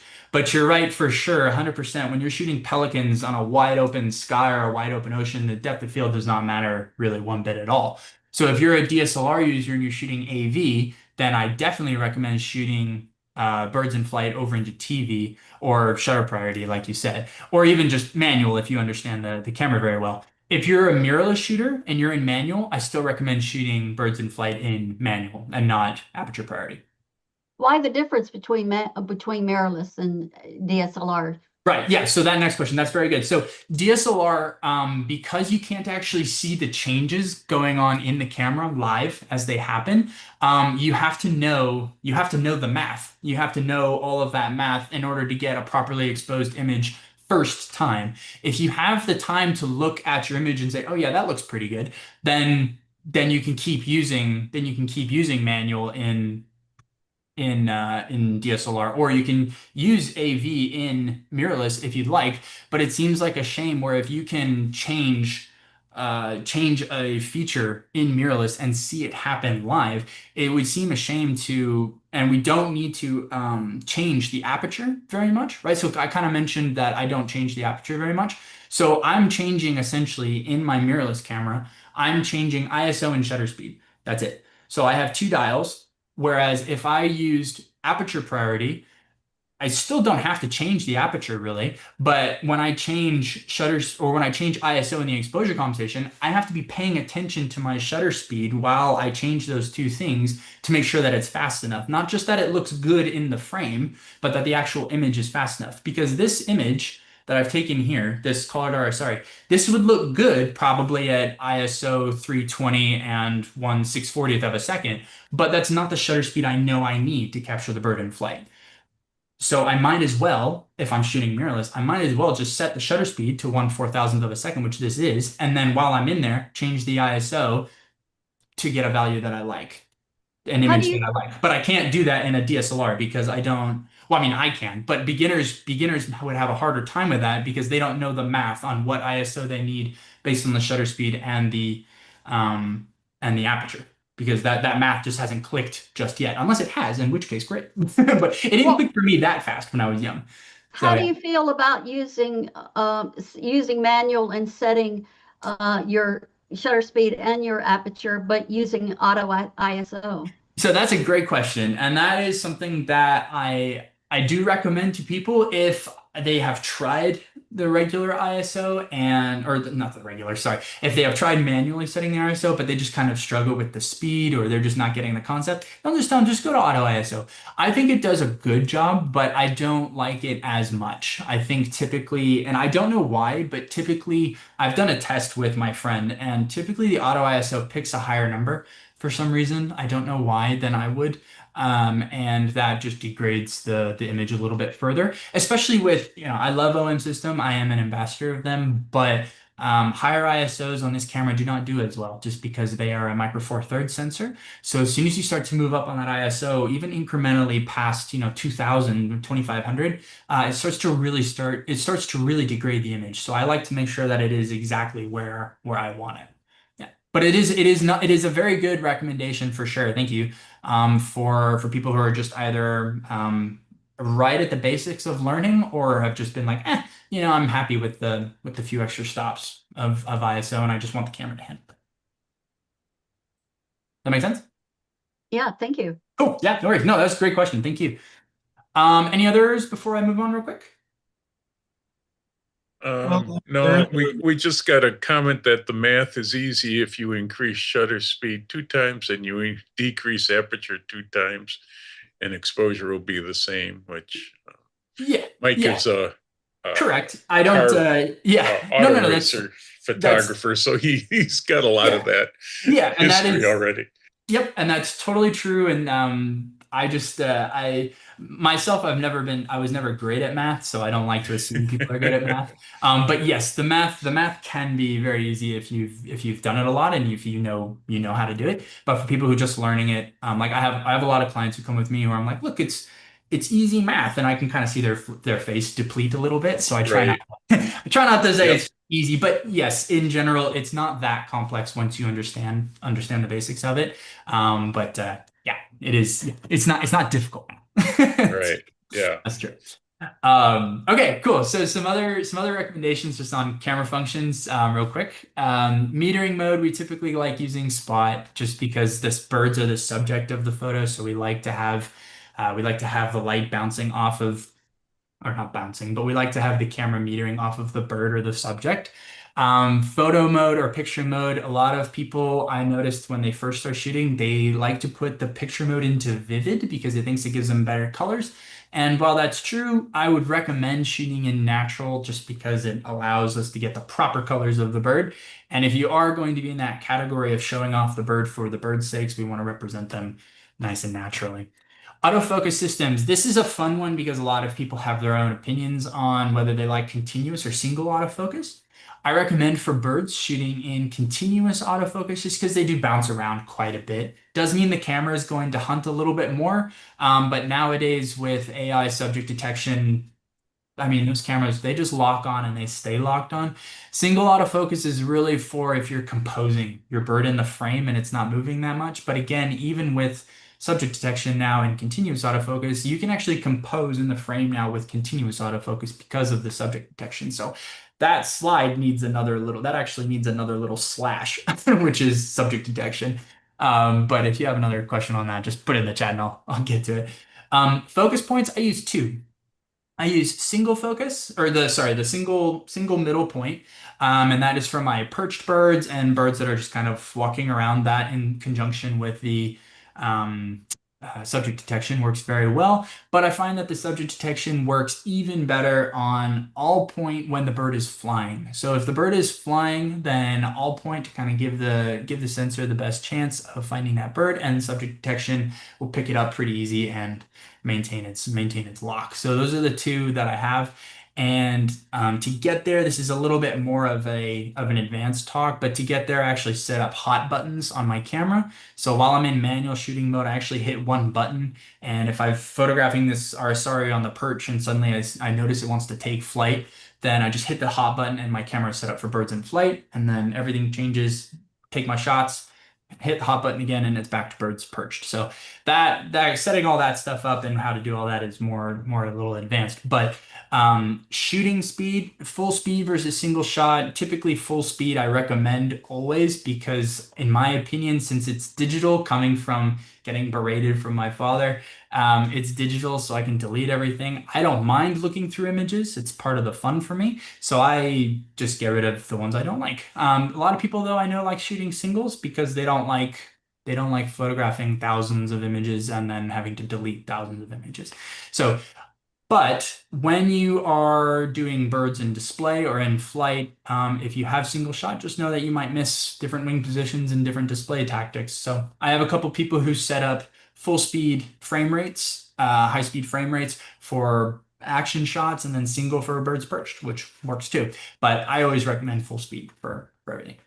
Okay, so some basic field tactics for bird behavior and photography. Where to start? Definitely just know your birds. And I know that's kind of a blanket statement, but the better you understand flight patterns, little subtle habits like when birds are about to take flight. So instances are when they poop, when they raise their head ups and start bobbing, they're basically gauging like distance and different things like that. When they do some sort of stretch or when they start wiggling around a little bit, these are all indicators of when they're about to take flight. So getting your flight settings ready when you start seeing that, or just being prepared to do some quick moving, that helps a lot when you're given a chance to get ready. It's incredible. It's an incredible gift. Knowing display behaviors and timing will allow you to get some more interesting looking images like breeding ducks when they do their display. It's a lot cooler when they are actually doing something rather than just swimming along. Dive time for diving ducks is kind of a fun one. That's something I used to do when I was young, and I had the sprinting energy that I no longer have. I would wait for like a ruddy duck or a loon to dive. I would watch it maybe 2 or 3 times and get a sense for how long it was underwater, 10, 12, 15 seconds, whatever. And then as soon as it dived or dove, it would run to the shore. And if I could make it, then I would lay down immediately and just get ready for it to pop up. If I couldn't, I would kind of wait halfway, wait for it to go down again, and then finish my run. So that's kind of a lot of fun for photographing some water birds. Feeding and hunting behaviors are very, very cool because they basically that is a huge part of the bird's life. I mean, birds, they wake up, they eat, they poop, and they go to sleep. That's pretty much what they do. So knowing how they hunt and how they feed allows you to get some really cool images. So here's some examples of things that I've been able to get just by knowing, right, bird behavior. So the western bluebird there at the top left, I know that when it was coming into its nest, it always came from the same perch on the left-hand side. So I just set up my camera on that focal plane and waited for it to come in. And then again, high frame rate, held it down. The African fish eagle in the top middle, right before it did that, it did a nice, great big poop, which usually indicates to me the bird's about to take flight. So I just held it down and got ready for that wing spread. And then again, high speed, let the camera rip. The red-billed tropic birds on the top right there always circled around this cove about 2 or 3 times before they actually entered their nest in Trinidad. Or sorry, that's Tobago, sorry. So I know that when those birds start coming in, I've got 2 or 3 tries to get it right. And there was this beautiful spot where they would bank right where the waves kind of crashed on that rock there. So allowing you to get some of that nice turquoise blue water, deep blue water, and some of the white waves with the orange rock. The grosbeak, kind of same thing, did some displays before it was about to take off. The parrot in the middle, the brown-hooded parrot, again, just different displays. The tufted coquette had a circuit of flowers that he liked to visit. So rather than following him around, because he's super fast, rather than following him around, I just waited on that flower because I knew at some point he was coming to that one. I'd seen him on it twice. He hit the same flowers in the same order. So I just waited on that flower, and then as soon as he got there, held it down and didn't have to work that hard really to get it. And then a couple of the other ones down on the bottom, same kinds of things, right? Just patterns and flying. The last one is very cool. The golden-backed weaver there, he was gathering nesting material from a certain area and then just coming in always on the same plane. So kind of very similar to the bluebird at the top. So knowing all of those allowed me to get all those flight shots. And then very similarly, right, the ruddy duck there bubbling does the same sort of thing right before he displays. If you guys have ever photographed or heard of the grouse displays, those are always a lot of fun. They have a very obvious strut and then a little shoulder back action before they actually start displaying. And things like the keel-billed toucan in the middle will always grab a little piece of banana, but he will always toss it up. And that's how he chokes down his food. So the shot that we want after he chokes down his food is the tongue out. So you just kind of wait for that stuff. And so I was able to capture all of these by knowing a little bit about the bird. That's kind of just where I want to get to with that. And I know it sounds silly, but I've been reading and learning about birds for, 22 years. And so it's not stuff that you can just pick up just by watching TV or something. Like you have to actually dedicate some time to learning a little bit about the bird if you want to try to get some of the really cool, unique shots. So lastly, I know I'm a little over time, sorry about that. But lastly, the biggest thing is just to practice, honestly. Just practice with some stuff on your table, some plants, a house cat, a dog. Practice, having the dog run and playing with different shutter speeds that you think you need to know. Really get a handle on the relationship between the four things that we talked about, the ISO, the aperture, the shutter speed, and the exposure compensation, and then learn about the bird. If you really want to do some bird photography, you got to learn about your subjects. The kind of the golden rule is if you really want to do something well, you need to know a lot about it. So that's kind of it. That's all I got for you, really. Hopefully that was at least somewhat entertaining. And if not, just remember that very what was it? The third slide. If that's all you got from it, make sure when you're learning bird photography, don't let any other teachers tell you it has to be some way. It's always a recommendation from us, just because it is an art. Whether I think I'm not overly artistic, I keep getting reminded that no, even the type I do is artistic. So just make sure that it is something that you're enjoying, and just get out there and practice it. It's kind of the best advice I have. And learn that camera. That is also really important. So if you guys have any other questions, feel free. I am very, very much open to random questions at any time. My email's down there. You can connect with me on socials for any kind of really quick questions if you want. If you want to see more photos of mine just for fun, the Flickr account there is the best to see all the photos. Facebook and Instagram are just, social media stuff where I mainly just promote stuff. But actual photos are all on my Flickr account. So thank you very much. And if you guys have any questions, I'm happy to stick around for anything immediate. Ben, I have a question again, of course. Go for it. Yes. No, please go ahead. I do not mind at all. In one of your first slides, you had a picture. I think it was a red-winged blackbird, and I think it was singing in the morning. It's a picture very similar to what one of Simone de Entremont's pictures of a blackbird singing with the fog or whatever coming out of their mouth. Yep. Can you tell me how to get that picture? Yes, so I just want to make sure, I believe you're referring to this one. Hang on, let me just get it up so I can show everybody. You're referring to this one, right? Yes. Yeah. This one in the middle? Yeah. So that one, those are really cool. And I actually have a friend of mine, his name's Brian, and I know Simmons' shot that you're talking about, but I have a friend, Brian actually won a contest with that shot because his actually shows to no others, as far as I'm aware, as well. His shows the actual, what is that? What are those called? Where it shows like the notes on like the graph. What was it called? Anyway, his just shows it brilliantly, and it's one of those things where it's really hard to get unless the sun is aligned really well. So if you want that one, obviously the morning needs to be cold, so they can show those off. I'm sure you get plenty of those where you are. And then what you want to do is you want to have a slightly higher aperture for this one, or sorry, higher meaning higher number, a narrower aperture for this one, just because that extra depth of field will help capture the fog a little bit. And then you want to expose, I know it sounds kind of weird, but you want to expose actually for the fog coming out. So don't make the image too light. Don't expose. So you see the actual part of the black bird. That was really dark when I took the image. I wish I had the original to show you. But the black bird part is really, really dark because I wanted the fog to come through. If I had made it too light, then the fog disappears in the background. Or I guess it's not fog, it's his breath, right?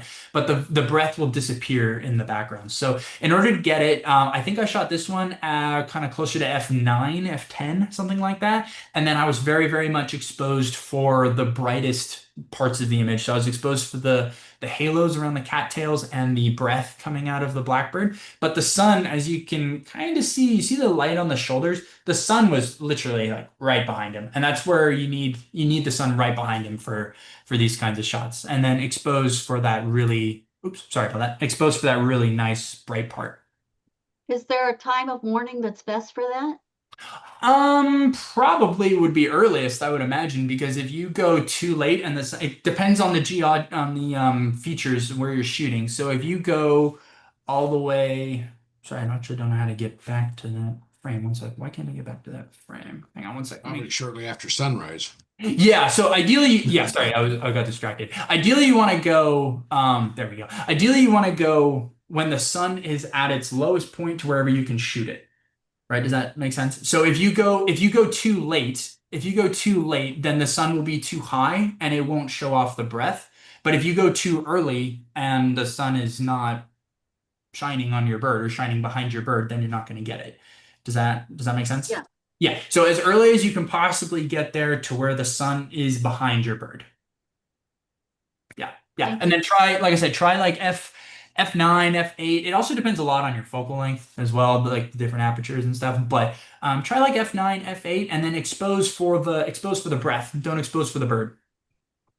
That's probably the best one. Because yeah, if I could find the original for you quickly, I would. But my bird is almost black. Like all the detail in the black there. If you really zoom in, it's like almost gone. It's more of a scene. It's more of a scene than like a really detailed shot of a really blackbird. So yeah. Thank you. I Yeah, need to no problem. log off, but really good presentation. Thank you. Oh, thank you. Yeah. Sorry, I went a little long there. I like to get a little more. I like to And get we a little don't bit. have a time constraint. We go Oh, perfect. till noon Okay. or whatever. And if you end up early, we just talk about other stuff. And if you Oh, go cool. long, it just means we don't have to come up with other stuff to Oh, that's talk fair. about.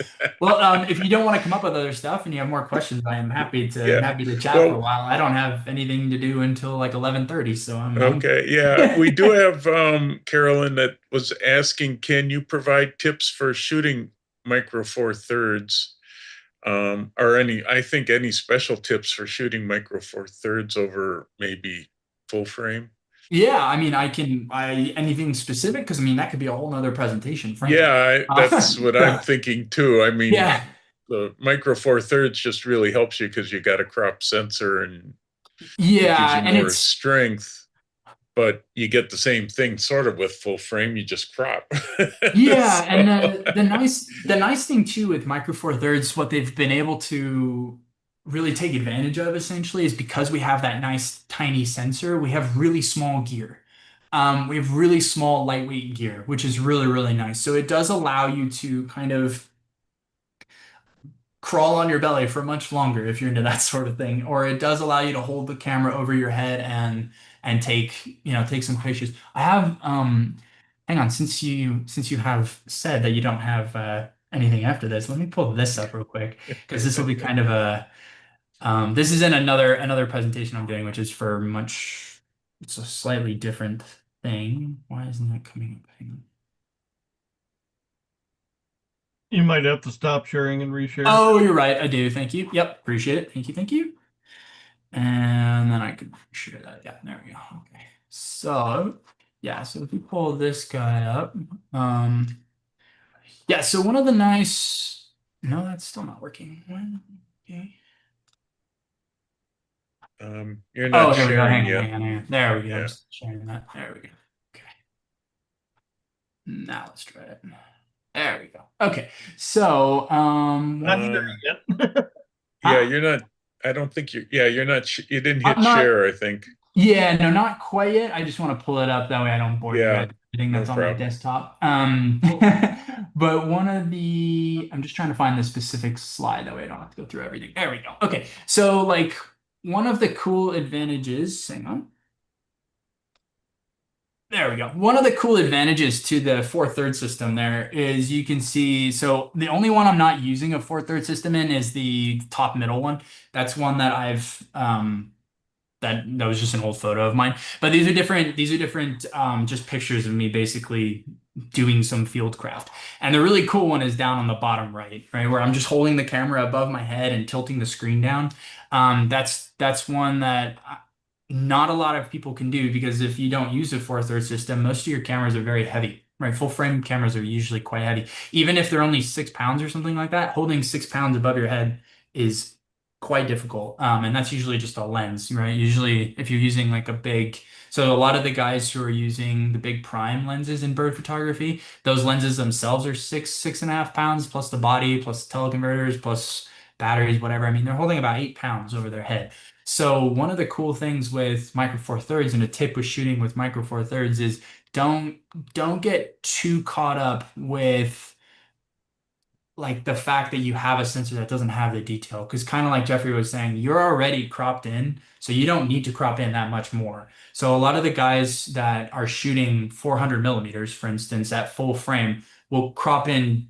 If he and I are standing next to each other and I'm shooting 800 millimeters, which is 400 millimeters with a crop, I'm already got the crop in mine, whereas he's got a crop into mine. So, like Jeffrey was saying, they pretty much end up the same way. The only thing that does shine a little bit more with full frame is low light flight photography.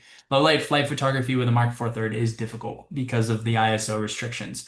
But again, honestly, now with that AI denoise stuff, it's pretty amazing what what you can get away with, frankly. I've shot quite a few images that are like above my what I call my ISO ceiling, which is the highest ISO I'm comfortable going to.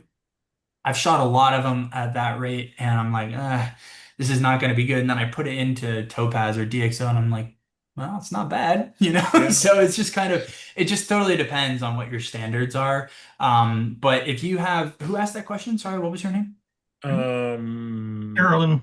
Carolyn? Carolyn did, yeah. Carolyn, if you have any more specific questions on Micro Four Thirds, please feel free to email me. I'd be happy to chat with you about it. I don't know which 4/3 system you shoot with. It's either Panasonic or OM. I think those are the only two that are making 4/3. But Yeah, I think that's if all that's Yeah, left. she's got Olympus. with who? Um, Yeah. So if you have any more questions, please feel free to ask me. Just because tips for Micro Four Thirds is a whole other presentation, so I could be here for hours talking about that. But email me, and I'd be happy to chat with you. Is Micro Four Thirds the same as a DX? No. EX. Sorry, I'm not Yeah, sure. it would be a Nikon. Yeah, the DX would be close to the same size as a Micro Four Thirds. Oh, okay. Is that like an yeah. APS-C sensor? Yeah, it's an APS-C Yes. sensor. Okay. So that's a 1.7, I think, right? Yeah. Yeah, One okay. point five or something. Well, yeah, There. something like that. No, mine is So- a Micro Four Thirds is a straight up 2.0. So my Yeah. my 150 to 400 is a 300 to 800 Yeah. with a lot of quotes, a lot of air quotes. Yeah. It's the APS, that would be a Nikon system. Yeah. And I think probably Canon might have been. I think Canon used to have before I switched to OM, I used a Canon 1D 1D Mark IV, and that had a 1.3, I think, 1.3 crop.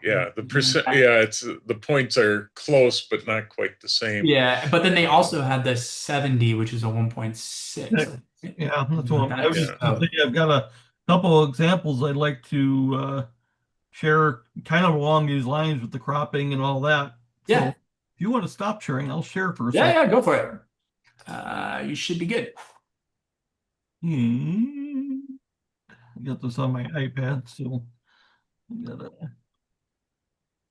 gotta do fancy things here to get it up on the screen.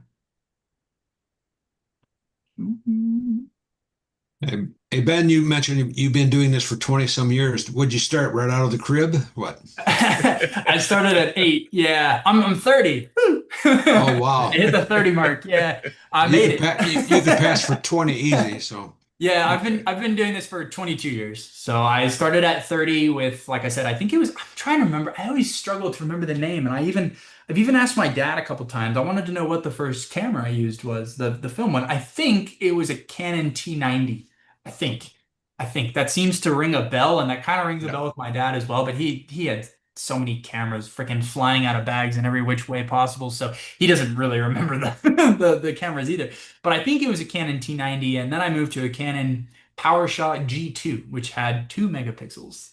That was Yeah. my first digital camera. It Yeah. was awesome. It was a little brick. It was beautiful. It was so beautiful. Oh, Um, yeah. but yeah, basically, I do feel like I've been shooting since the crib. Yes, I was running around chasing ravens and pheasants and stuff when I was a kid. So it was a lot of fun. Very grateful for my dad. Actually, I mean, he really set me up for a really cool life. I can't imagine. Well, obviously, hindsight's 2020, but I couldn't imagine what I'd be doing if I didn't do this. So it's really cool. You got breed to fall back on, see? So- Yeah, exactly. Yeah, good thing I've got that. So, what you got for us? All right, so this on the screen probably isn't quite as sharp as it really is, but this is an extreme crop. Yep. So this again, 7D Mark II. This is the original Yep. full frame of that picture. Yeah.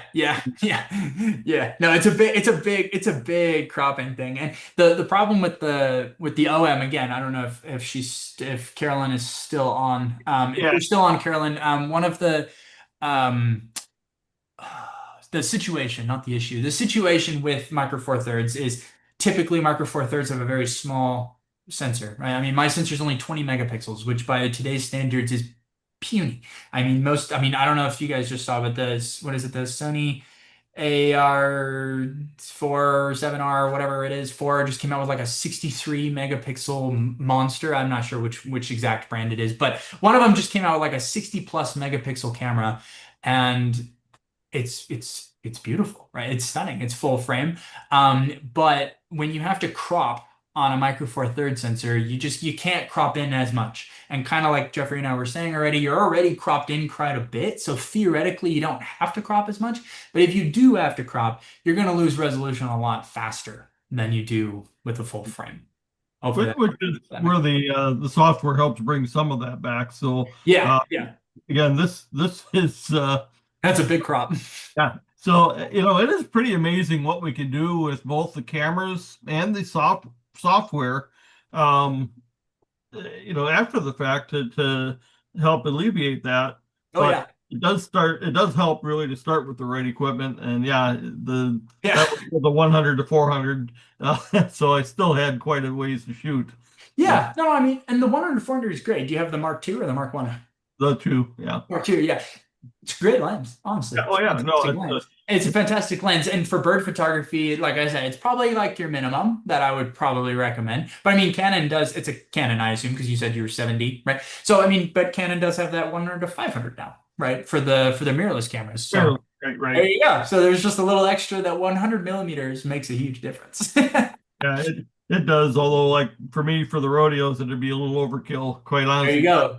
I'm actually out in the arena, so I don't, I need the 400 reach sometimes, but I think 500 might really kill me. There you go. And see, that's why knowing what your photographic goal is so important. Right? Absolutely. If I just said, "Oh, everyone should get this," it's like, well, I'm in an arena with the bulls, so I probably shouldn't have that. It's like, oh yeah, I probably shouldn't. So Yeah. it's really important to know what you're shooting and what you need for your shoots. And that's why it's kind of hard. Like everything I basically ever tell people is just a recommendation. I'm like, look, this is what works for this. If you're doing this, figure out what works for you, and that's exactly. So you just kind of have to do that. So yeah, Carolyn, seriously, if you have any specific questions, happy to help. Okay, just shoot me an email. Anybody else have any questions? Brett, it looks like you, on some of those pictures that you did, you get pretty close to your birds. Yep. So on some these of them. excursions that you take, are they guided and so forth? Can you talk a little about your excursions and stuff? Yeah, sure. So yeah, some of the birds I do get very close to, just again by knowing bird behavior and knowing how to approach or where's best to sit. Again, for some of those things like that tufted coquette I was mentioning, I knew he was going to go to that flower at some point, and that flower is in the backyard of a person in Tobago who is quite well known for having nice tufted coquettes in their yard. So I just set the chair up at like a good distance to where it was not going to be scared of me, and I just kind of know its proximity range. So I set the chair up to where I know it's going to come in, but I'm not too close, but I'm close enough to where I have some nice clarity. And I just get that from basically just trial and error. Honestly, there's a lot of research that goes into these birds for all of the excursions that I do, and there's a lot of whoopsies that didn't work. Do it some other way. And so yeah, most of the excursions that I run, whether they're in the US or abroad, like in Australia or Costa Rica or wherever, there is, oh man, I don't even want to know how many hours of research and prep I put into them, but I put in a lot, so that we have basically just the best chance at getting as close, but also not too close to where we start losing the rest of the image, right? That is not something I like. So something that I talk a lot about in my Evolving Your Bird Photography course, which is a whole different, that's actually part of the slide that I showed you, is called Evolving Your Bird Photography, and it's how to kind of come from the start to the end, or not to the end, to the come from those ID photos and then make your way to the end with a lot of different tactics and stuff. A lot of what I try to talk about is, maintaining a little bit of that artistry, right? We don't want just a photo of just a bird like in your face. And so when we're approaching from a tour perspective, I like people to remember where they shot it, because a lot of the fun for people is being in a new place and doing bird photography as well. So when we're photographing splendid fairy wren in Australia, right? I don't want people to just see like this just a bright blue bird. Like I want people to see like, oh, and there's red dirt everywhere and there's cool mulga trees and mallee habitat. And I want them to remember that kind of stuff. So that's kind of how I like to present them with those opportunities. Some people they're just like, no, no, just give me the bird. It's like, okay. So then we work to just get the bird. So it very much depends on who the client is and what they want out of the tour. And I make great efforts in the beginning part of the tour to sit down with everybody and be like, what are you looking for here? Like, what do you want? And a lot of people are like, well, I want whatever you want. It's like, okay, cool. But I get a lot of people. I just took somebody around my hometown here for 3 days, and he was after 4 warblers. And that's all he wanted. And he wanted different poses of each warbler. He wanted different heights. He wanted different viewpoints. I mean, everything. So it just depends. Totally just depends. But if you have any like specific questions, I'm happy to answer those, or you can email me and we can chat about it. But yeah, my tours kind of like my bio says, honestly, on my site there. My tours, I just genuinely I love photographing birds. I love how unique they are. I love the small little things that nobody thinks about the birds that when they do it, and I love showing that off to people. And I love it when I can show people that, and then they smile or they remember it or they go home and make a book out of it. I have one guy who comes with me. He'll be with me in Colombia in December, and he always makes this beautiful, huge, like coffee table style um, g- adventure book, basically, of our tour. And he always sends me one, and it's awesome. I love it. And the photos are not what I would take, but he loves it, and he absolutely loves it, and he feels like he gets what he wants out of the trip, and that's all that matters, really. So every trip is kind of what you make of it, really. We do have one question. Do you do back button focusing? That's a great question. It's not something that I was gonna bring up in an intro thing, but I think you guys are all seem like you're more intro than I was thinking you were, which is We great. have a wide range of people that Yeah, join no, this group. So it's fantastic. from beginners all the way up to the advanced. So Fantastic. No, I don't use The advanced program here. what, sorry? We'll have you back for the advanced program. yeah. Perfect. I love that. No, I don't use back button. I think that's one of those things that like separates photographers. Like I think you know how some people are separated with soda and pop, depending on where you're from in the US. I think back button and shutter button focus are just separate. And the only reason I don't use it straight up is because I didn't learn that way and it feels uncomfortable to me. That's it. That's it. It still works. I have a friend who uses it. He's like, let me set you up with this and you can practice. And it's like, okay. And I was just trying it and trying it. And I was like, I don't like this. No. Like Yeah. it wasn't my thing. And I didn't like the fact that, so again, my, here's my, so I have my, this is just on a little wide angle, but like I have it set up to where this dial here is my shutter speed and this dial is my ISO. That's it, right? Because I don't really touch my aperture. So if I were to also have a button back here during focus instead of this one, it would mean that my thumb is now no longer able to change shutter speed as quickly, right? Because it's just somewhere else or I'm thinking about it doing something else. And I've already got this finger on the shutter because that's the shooting one. I don't change my ISO that often because normally my ISO is changed before I get into a situation. If I'm doing a bird in flight or something, then I just hit this button and I'm set. Whereas if I'm going into a situation where the bird is perched, I've already got my ISO pretty much set because I know my lighting type. So I'm walking into a situation with my ISO set and I'm just setting my shutter speed basically. So I don't really want the finger that is supposed to be doing the changing to be doing something else, where the finger that's already on the shutter button ready to shoot can be focusing as well, if that makes sense. It's kind of an extra step for a finger that should be doing something else, where a finger that is doing the thing it should already be doing can be doing the thing it should already be doing. If that makes sense. That was a lot. I'll agree with you. I've always Yeah. shot with the shutter button. I tried back focus for when it became popular, Yeah, and I missed more shots because I was pushing the back button focus instead of exactly. hitting the shutter Exactly. release. So I would not have, I would have, I only tried it when I was with my friend in a backyard where I was like, I don't care about like photographing anything here. This is purely yeah. educational. If I was on a So, trip or something, hell no. I would not have tried it. So I think back button is just uh, I think it's just a preference, Yeah, I honestly. was just gonna say, yeah. I think it is a really a big preference thing, and it depends on what you're doing with your buttons and your camera is entirely different with what I'm doing with mine. I wouldn't shoot any other way, quite frankly, but Exactly. There you that's go. you There know, you go. And my but friend who shoots back button swears by it, and he won't move away from it either. And it's and you're cool. swearing at it, so I mean, Exactly. And that's his thing. So Yeah. Yeah. yeah. It's a misnomer to me on my Fuji.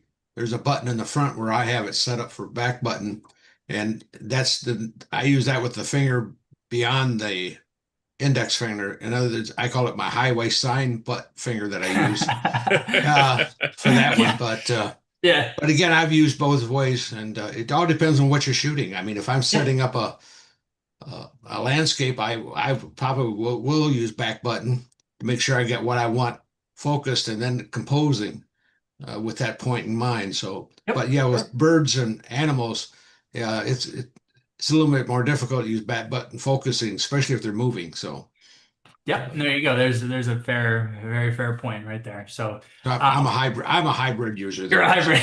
Yeah, I like that. My highway finger, as you called it, is almost solely for flipping my internal teleconverter on and off on my lens. That's what I use it for, 'cause that's the one that can reach.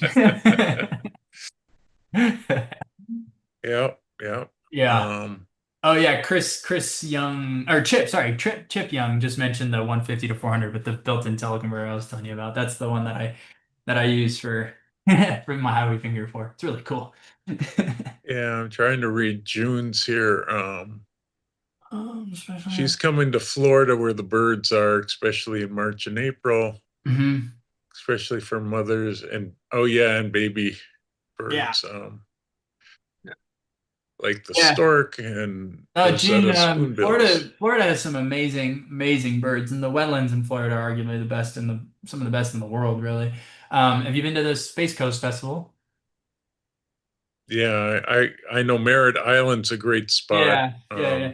If you haven't done the Space Coast Birding Festival, that's a really sweet Yeah, place. And they yeah, have some that's pretty great, good. Yeah, there's some great field trips and stuff for if you're doing. I actually did the intro to bird photography course live there with a little field trip attached to it, and Okay. it's awesome. Yeah, because I mean the birds, kind of like June's saying. I mean the birds are just there, like in front of you. They're there, and Brilliant. Ken Yeah. and I have gone and shot birds at the alligator farms, both Yep. on the Yeah. St. coast and Augustine. in Orlando.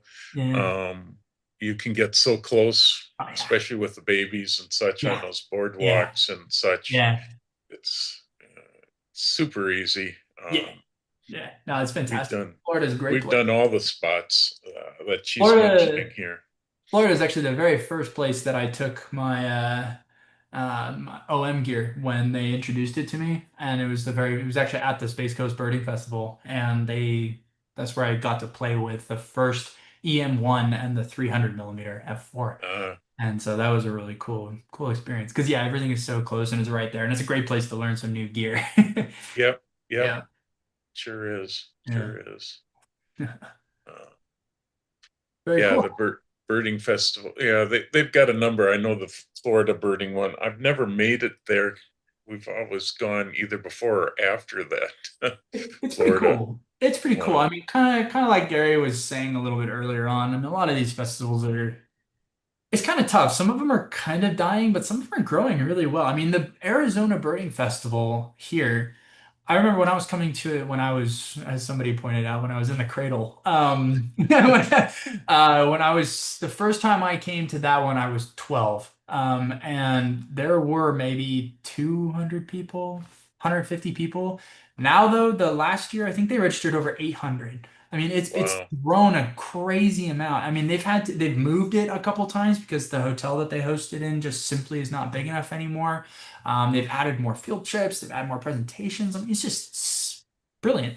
So I mean, some of them it's interesting. I'm not sure if Gary's still on, but Yeah, the he had to leave. yeah, no, that's okay. Um some of the vendor stuff is definitely not as good, but like the actual participation in some of these birding things is really growing. So if you don't go to the vendors, like you go for the field trips and the camaraderie and the presentations and that kind of stuff, Yeah. it's growing quite a bit in that realm. But the vendor stuff is dying off, unfortunately. But a lot of young people right out of the cradle are showing up at these things, which is really quite sweet. Sure. Yeah. Well, like Gary said, there's getting to be a lot less vendors to even There is, yeah, there is. go. Yeah. It's down to just a handful, I think, of major camera stores left, and Mhm. a lot of the minor ones keep dying out. So Yeah, I'm going up to Glazer's camera in Seattle. Do you know, have you heard of that one? no, that one I haven't Oh, heard okay, yeah, of. I'm going up there on Saturday, Friday? Yeah, Friday Yeah. for kind of a presentation and to be at the OM booth. But yeah, it's like a little photo fest kind of thing up in Seattle. And but yeah, I mean, you're right, there's not a lot of camera shows. I used to go to Yeah. Kill and Shuckit in California, and that is no longer around either. So it's unfortunate. It was so fun to go up to the repair center too and see all the old cameras that they had, and you would kind of look inside them and see how they work and stuff. It was really cool. Yeah. Yeah, it's Yeah. awesome. Yeah. Times have changed quite a Times bit. have changed as they do. But thank goodness we got Zoom now, and we can bring people like you in and Exactly. be able to do it. It used to cost us so much money to bring speakers in. Yeah. And now to be able to do this once a month, we never would have thought about doing that before COVID, at least. Right. Yeah. No, I love presentations over Zoom. They're cool. I love doing them in person because that way there's a little bit more interaction. I don't have to check Yep. the feed constantly.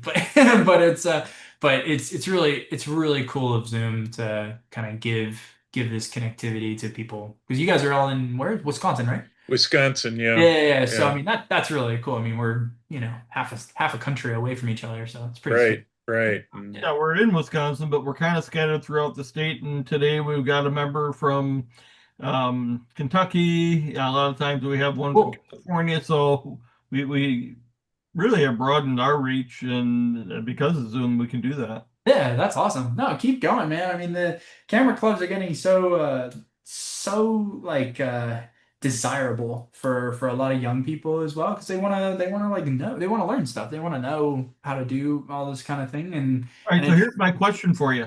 How oh the heck yeah. do you attract those younger people to our clubs? Because here in Wisconsin, we're all struggling to attract those younger people. Yeah, I think well, one of the things that I think I've found when I do a lot of these talks and when I notice there are younger people, it is mostly about birds now. Not a lot of young photographers are getting into like landscape or wedding a little bit, but they nobody wants to do weddings. Yeah. Everyone does weddings with drones now and that kind of stuff. So you could do that.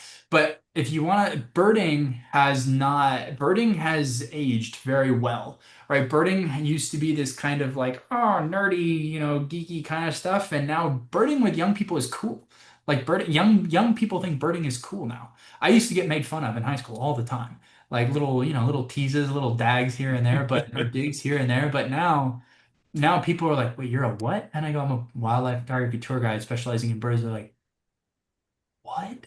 Like it's really, really cool to them. So if you can try, I think genuinely, if you wanted to try hosting like a free, just like hour long, like intro to bird photography class, like genuinely try that and host it to high school or even a middle school, honestly. Like I usually what I'll do too is anytime I'm traveling and I see a young kid, the first thing I do, if they're kind of interested in what we're doing, the first thing I do is I put the camera in their hand. I'm like, do you want to see through this?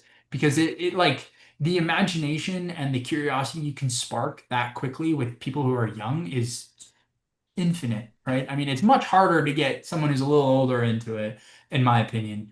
They have the time and the resources, but they no longer have like that heavy desire or that heavy of curiosity, right? There's not, the saying, right? There's nothing more curious than a child or whatever the hell it is. But I mean, Yeah. it's really, really cool to get young kids into it. And the only way to do that is to, one, give them something interesting to photograph. And birds now are really cool, especially when you can show them some stuff. So that's kind of one of the benefits of being able to travel so much is I was just playing paddle the other day, which is like a tennis racquetball kind of hybrid thing.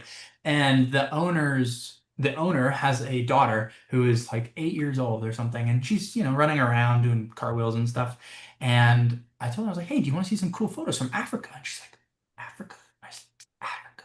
And she goes, yeah, sure. So I pull out my phone and I just show her all these cool sunbirds and leopards and buffalo and secretary birds. And she's like, wow. And she's like looking at all the colors and all that kind of stuff. So genuinely, I think birds now have a great capacity to engage people, young people. And if you put a cool camera in their hand, I think you've got them. I really do. You need to give them something to photograph and put cameras in their hand without charging them anything, which is the hard part. Right. But that is the way, I think, personally. There's a lot of I was actually planning on doing this with Gary. I know he's off, but I was planning on setting this up with Gary. Gary and I were going to organize a youth camp in Ecuador for bird photography. So it was ages, what was it, like 15 to 20 or something like that. And we were going to bring in, and OM was going to sponsor it and Tums. And they were going to bring in and just have a youth photography bird camp, basically like a summer camp for kids with photography. And that it got a lot of traction. It's just freaking COVID happened. It was literally the year right before COVID. So Oh, nothing yeah. we can do about it. But and we haven't had the resources and the ability to set it up yet. But it got a lot of people interested. So I think the interest is there. It's just a matter of getting that camera to them and then getting them something interesting to photograph. So And so I guess kind of along with that, with the popularity of smartphones, have you done anything specifically with smartphones and birth? yes, I actually where was I? I was in yes, I had a week off in Australia one time between tours and I got signed up by my boss unwillingly. I got signed up to do a smartphone photography class to a bunch of um what were they? They were a really cool group of people. I think it was was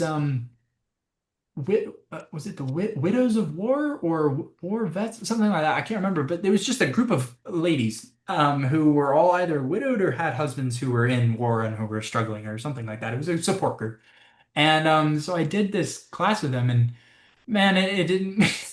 I mean, it was fine. Like, it was fun. Like, I taught him how to use the camera and stuff, but it wasn't very serious. So the only thing I've done very seriously with smartphone photography is know how to change, like, make a long exposure photograph for waterfalls, for instance. Like, I show a lot of people that little trick with the live and the timer and all that stuff. But I mean, other than that, it's Nothing specific to birds then, okay. no, it's just not. I Not understand enough. that's really the Yeah, best, it's just not enough. but it's what everybody has. So Exactly. Yeah. So it's one of those things where I think it would be so cool, but the problem is my photographic goals don't align with the smartphone capabilities, right? So I have loads of friends. Now here's how I know birding is cool now among younger people. I have loads of friends, none of them who used to make fun of me, but the same circle of age group, right? I have loads of friends who all get constant somewhat consistently now who will send me a cell phone video of like a little house finch or like a little goldfinch or something that they're like, look at how cool this bird is. And they'll send it to me and it'll be singing and all that. I'm like, oh yeah, I love you're enjoying that. But it's nothing like a serious photograph, but they're enjoying kind of like you said, it's what everyone has and it's easy to operate. So it would be cool if, it could do something more. And I'll tell you what, I have a, Google 9, or no, it's the 10. I have a Google 10 Pixel phone for when I travel, just because Google works all over the world. That camera can actually take some pretty seriously decent photos for a phone. I mean, genuinely, I was just up in Washington State, and my wife really likes the pica, which is like this little rodent thing. And she's like, "Get a picture, get a picture." I'm like, "I don't have my camera gear." She's like, "Pull out your phone," and it's like, "Okay." I take a photo and I look, and I'm like, "Wow, this is actually." It's not bad, it's not a camera, but I mean, it's not bad. So I think it would be interesting to focus a little bit more on that. But no, I haven't done anything serious, unfortunately, with it. okay. That's I mean, it is interesting insight though that younger generations, and I think within the last couple of weeks, I think I saw a news article on that. I believe it was in New York City, um, where they focused on youth and well, actually on bird photography in general, but a little bit geared towards the youth. So yeah, it does sound like it's becoming more and more popular to do. Yeah, I mean, It's a you cheap never know. activity other than the equipment. Yeah, exactly. And you never know. I mean, given how quickly technology changes and how quickly it's advancing, there might be years or even months until we get a camera that is capable of taking really quite good bird photos on a phone. You never Right. know. You really just never know. So, yeah, let me get that. June, let me get that link for you real quick. I do happen to have it, I think, like right here. Well, Netcon and Canon used to have those, I don't know what we would call them point and shoot type cameras, but they would zoom out quite a bit, you know. Actually, The bridge kind of style cameras Oh, are, bridge, I guess bridge cameras what I was thinking yeah, of. yeah, yeah. that's one of my favorite little cameras. So I bought this little Canon SX70 Yeah, last there you go. year. It's 65 optical zoom, so it can zoom out to like 1300 millimeters, something like that. Yeah. And it does a really, now that I shut my pictures down, it does a really, really nice job um, on pretty much everything I use it on. But where the heck is my little wooden? Yeah, I've got a Lumix that gets me out to 2000 Yeah. So millimeters with the crop sensor that it has. My only problem is trying to hold it steady enough to yeah, right. focus on anything because of any little bit of movement Yeah. is really a problem. And you don't Right. have a viewfinder to look at. You're looking at the back screen on that Lumix, but So this it was taken with it that works. with that little camera, and you're right. I mean, I was zoomed out quite a ways, and any little shake really. But Yeah. because it was zoomed out so far, you get a little um, pixelation in there, but it was still a pretty cool picture. Um, but because he was hanging upside down like this, it didn't look quite right, so I had to turn him up and There you, yeah, there you go. That's where a little editing craft comes in handy. exactly. But that little point and shoot, all those little bridge cameras. So for newer people getting started, it's a good recommendation for them because they're relatively reasonable. Yep. and it can really fuel their passion to want to get into the bigger equipment eventually. Yeah, yeah, totally. Yeah, it's Yeah. good. No. Well, great. June, hopefully you saw it. I linked the Glazers Photo Fest there for you. That's great. Yeah. Yeah. Yeah, you don't hear too many of those anymore, but No, no, it's and I neat. mean it looks pretty cool. I mean I've never been, so it's gonna be the first time I'm gonna go, and I'm gonna be joining the OM system guys up there, and I'll give a little talk and stuff. But it looks like it should be pretty fun. So if you guys know anybody in Washington, send them over. It should be pretty cool. Yeah, actually, well, I've got neighbors that are headed out that way. They live out there. Oh, cool. It's a little weird. They live here in Wisconsin during winter, and then they go back to Washington during the summer. Huh. And but Well, I will say Washington in the summer is stunning, but I don't know about Wisconsin in the winter. That doesn't sound yeah, really stunning, but I don't Well, be quite get it adventurous. myself, but what the heck? yeah. So, but well, Ben, thank you. This has been great. My pleasure, guys. Been Yeah, thank you for having very me. interesting, and we definitely. I know you've got quite a few other talks. Well, I've got the rest of this year filled up, but I'll be looking at next year soon. Okay. And we'll probably get you back for some Let me know. higher bird photography Sure. stuff, Yeah. because I've got I about, know. I think I've got something like, I don't know, I've got them all open here. I mean, what to do? I probably have got like 20 something presentations. So, yeah. Sure. You Yeah, could cycle them. You could cycle them for quite a while if you wanted to. But Yeah, I always try to pick something that fits for a wide variety of people, and I know yeah. there's a lot that are always wanting to learn more about bird photography. I dabble with it enough that Mhm. I've done it for years, but I'm not that great at it. But it's not what I consider a specialty of mine. Like I said, I'm a generic photographer. I know a little bit about a lot. So, Yeah. Yeah. Yeah. No, but well, not an expert in any of it. So, yeah. Well, if you ever do have a need for anything bird photography related, I'd be happy to be back. You guys are a very fun group, lots of really cool questions. So yeah, anytime. we'll definitely have you back. And I also run another, or just a regular camera club that we may have you come in for that group, because we have about 50 members there. Here, well, today we hit around 40 people. We had at least 3 people on YouTube watching. Cool. So that was pretty good, and more than what I expected for a holiday weekend. But I'm telling you, it's the birds, man. They bring people in. yeah, they do. They do. It's almost raining here too, so you know. There you go. Crappy weather never hurt either. oh, see, and where I'm at, it's sunny and it's getting warm. We're in the 60s now, so it's right. That's warm. Yeah, yeah. yeah. I've got For us, that's pretty warm for what we've had. So I've got my AC in the house set to 75, and currently it's on, so it's hotter than that outside. yeah, we're hoping this weekend to get in the 70s down here. I'm in north of Milwaukee, so okay. But no, this has been great. And before everybody else dumps out, next month we have Jason Odell, which I still have to talk to him about exactly what we're going to talk about. Gary just got lined up for me, Jerry Ginsburg on black and white in the digital age. In August, we have Tim Gray coming, talking about Lightroom Photoshop and improving composition in your photos.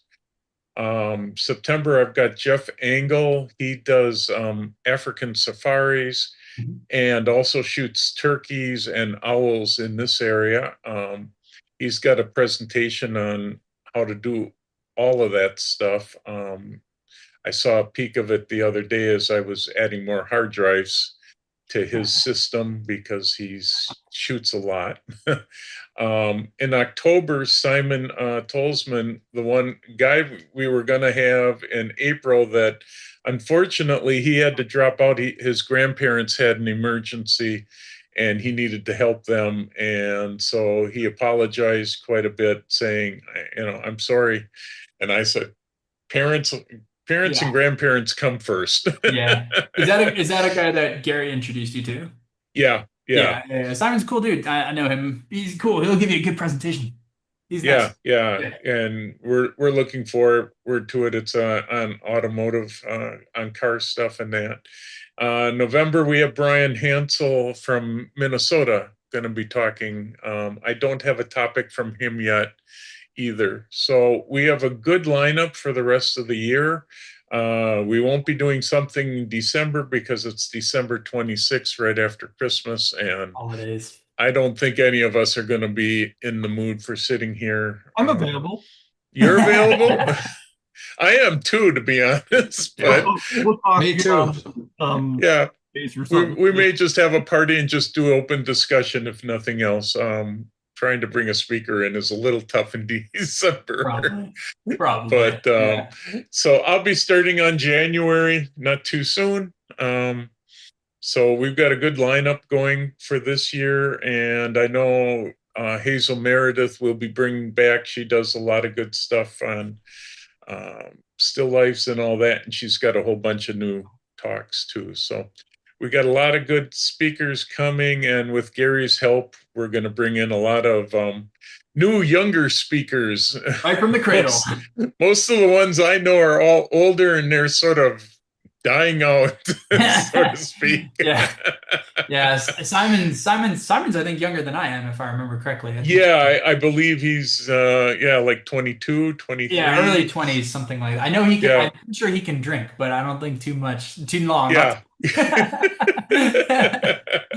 Yeah, he's a cool guy though. You guys will like him. Oh, great. Yeah, it's Gary's introducing me to a lot of new people that are young, and that's what we're trying to do. We are trying to bring in more people to all these groups. This particular group, we don't charge for it. So we have a mailing list of about 250 some people right now signed up, but we generally get 40 or 50 coming in depending on the topics and that. And it's something that I want to keeping free so that nobody has any excuse not to come. Yeah, no, that's fantastic.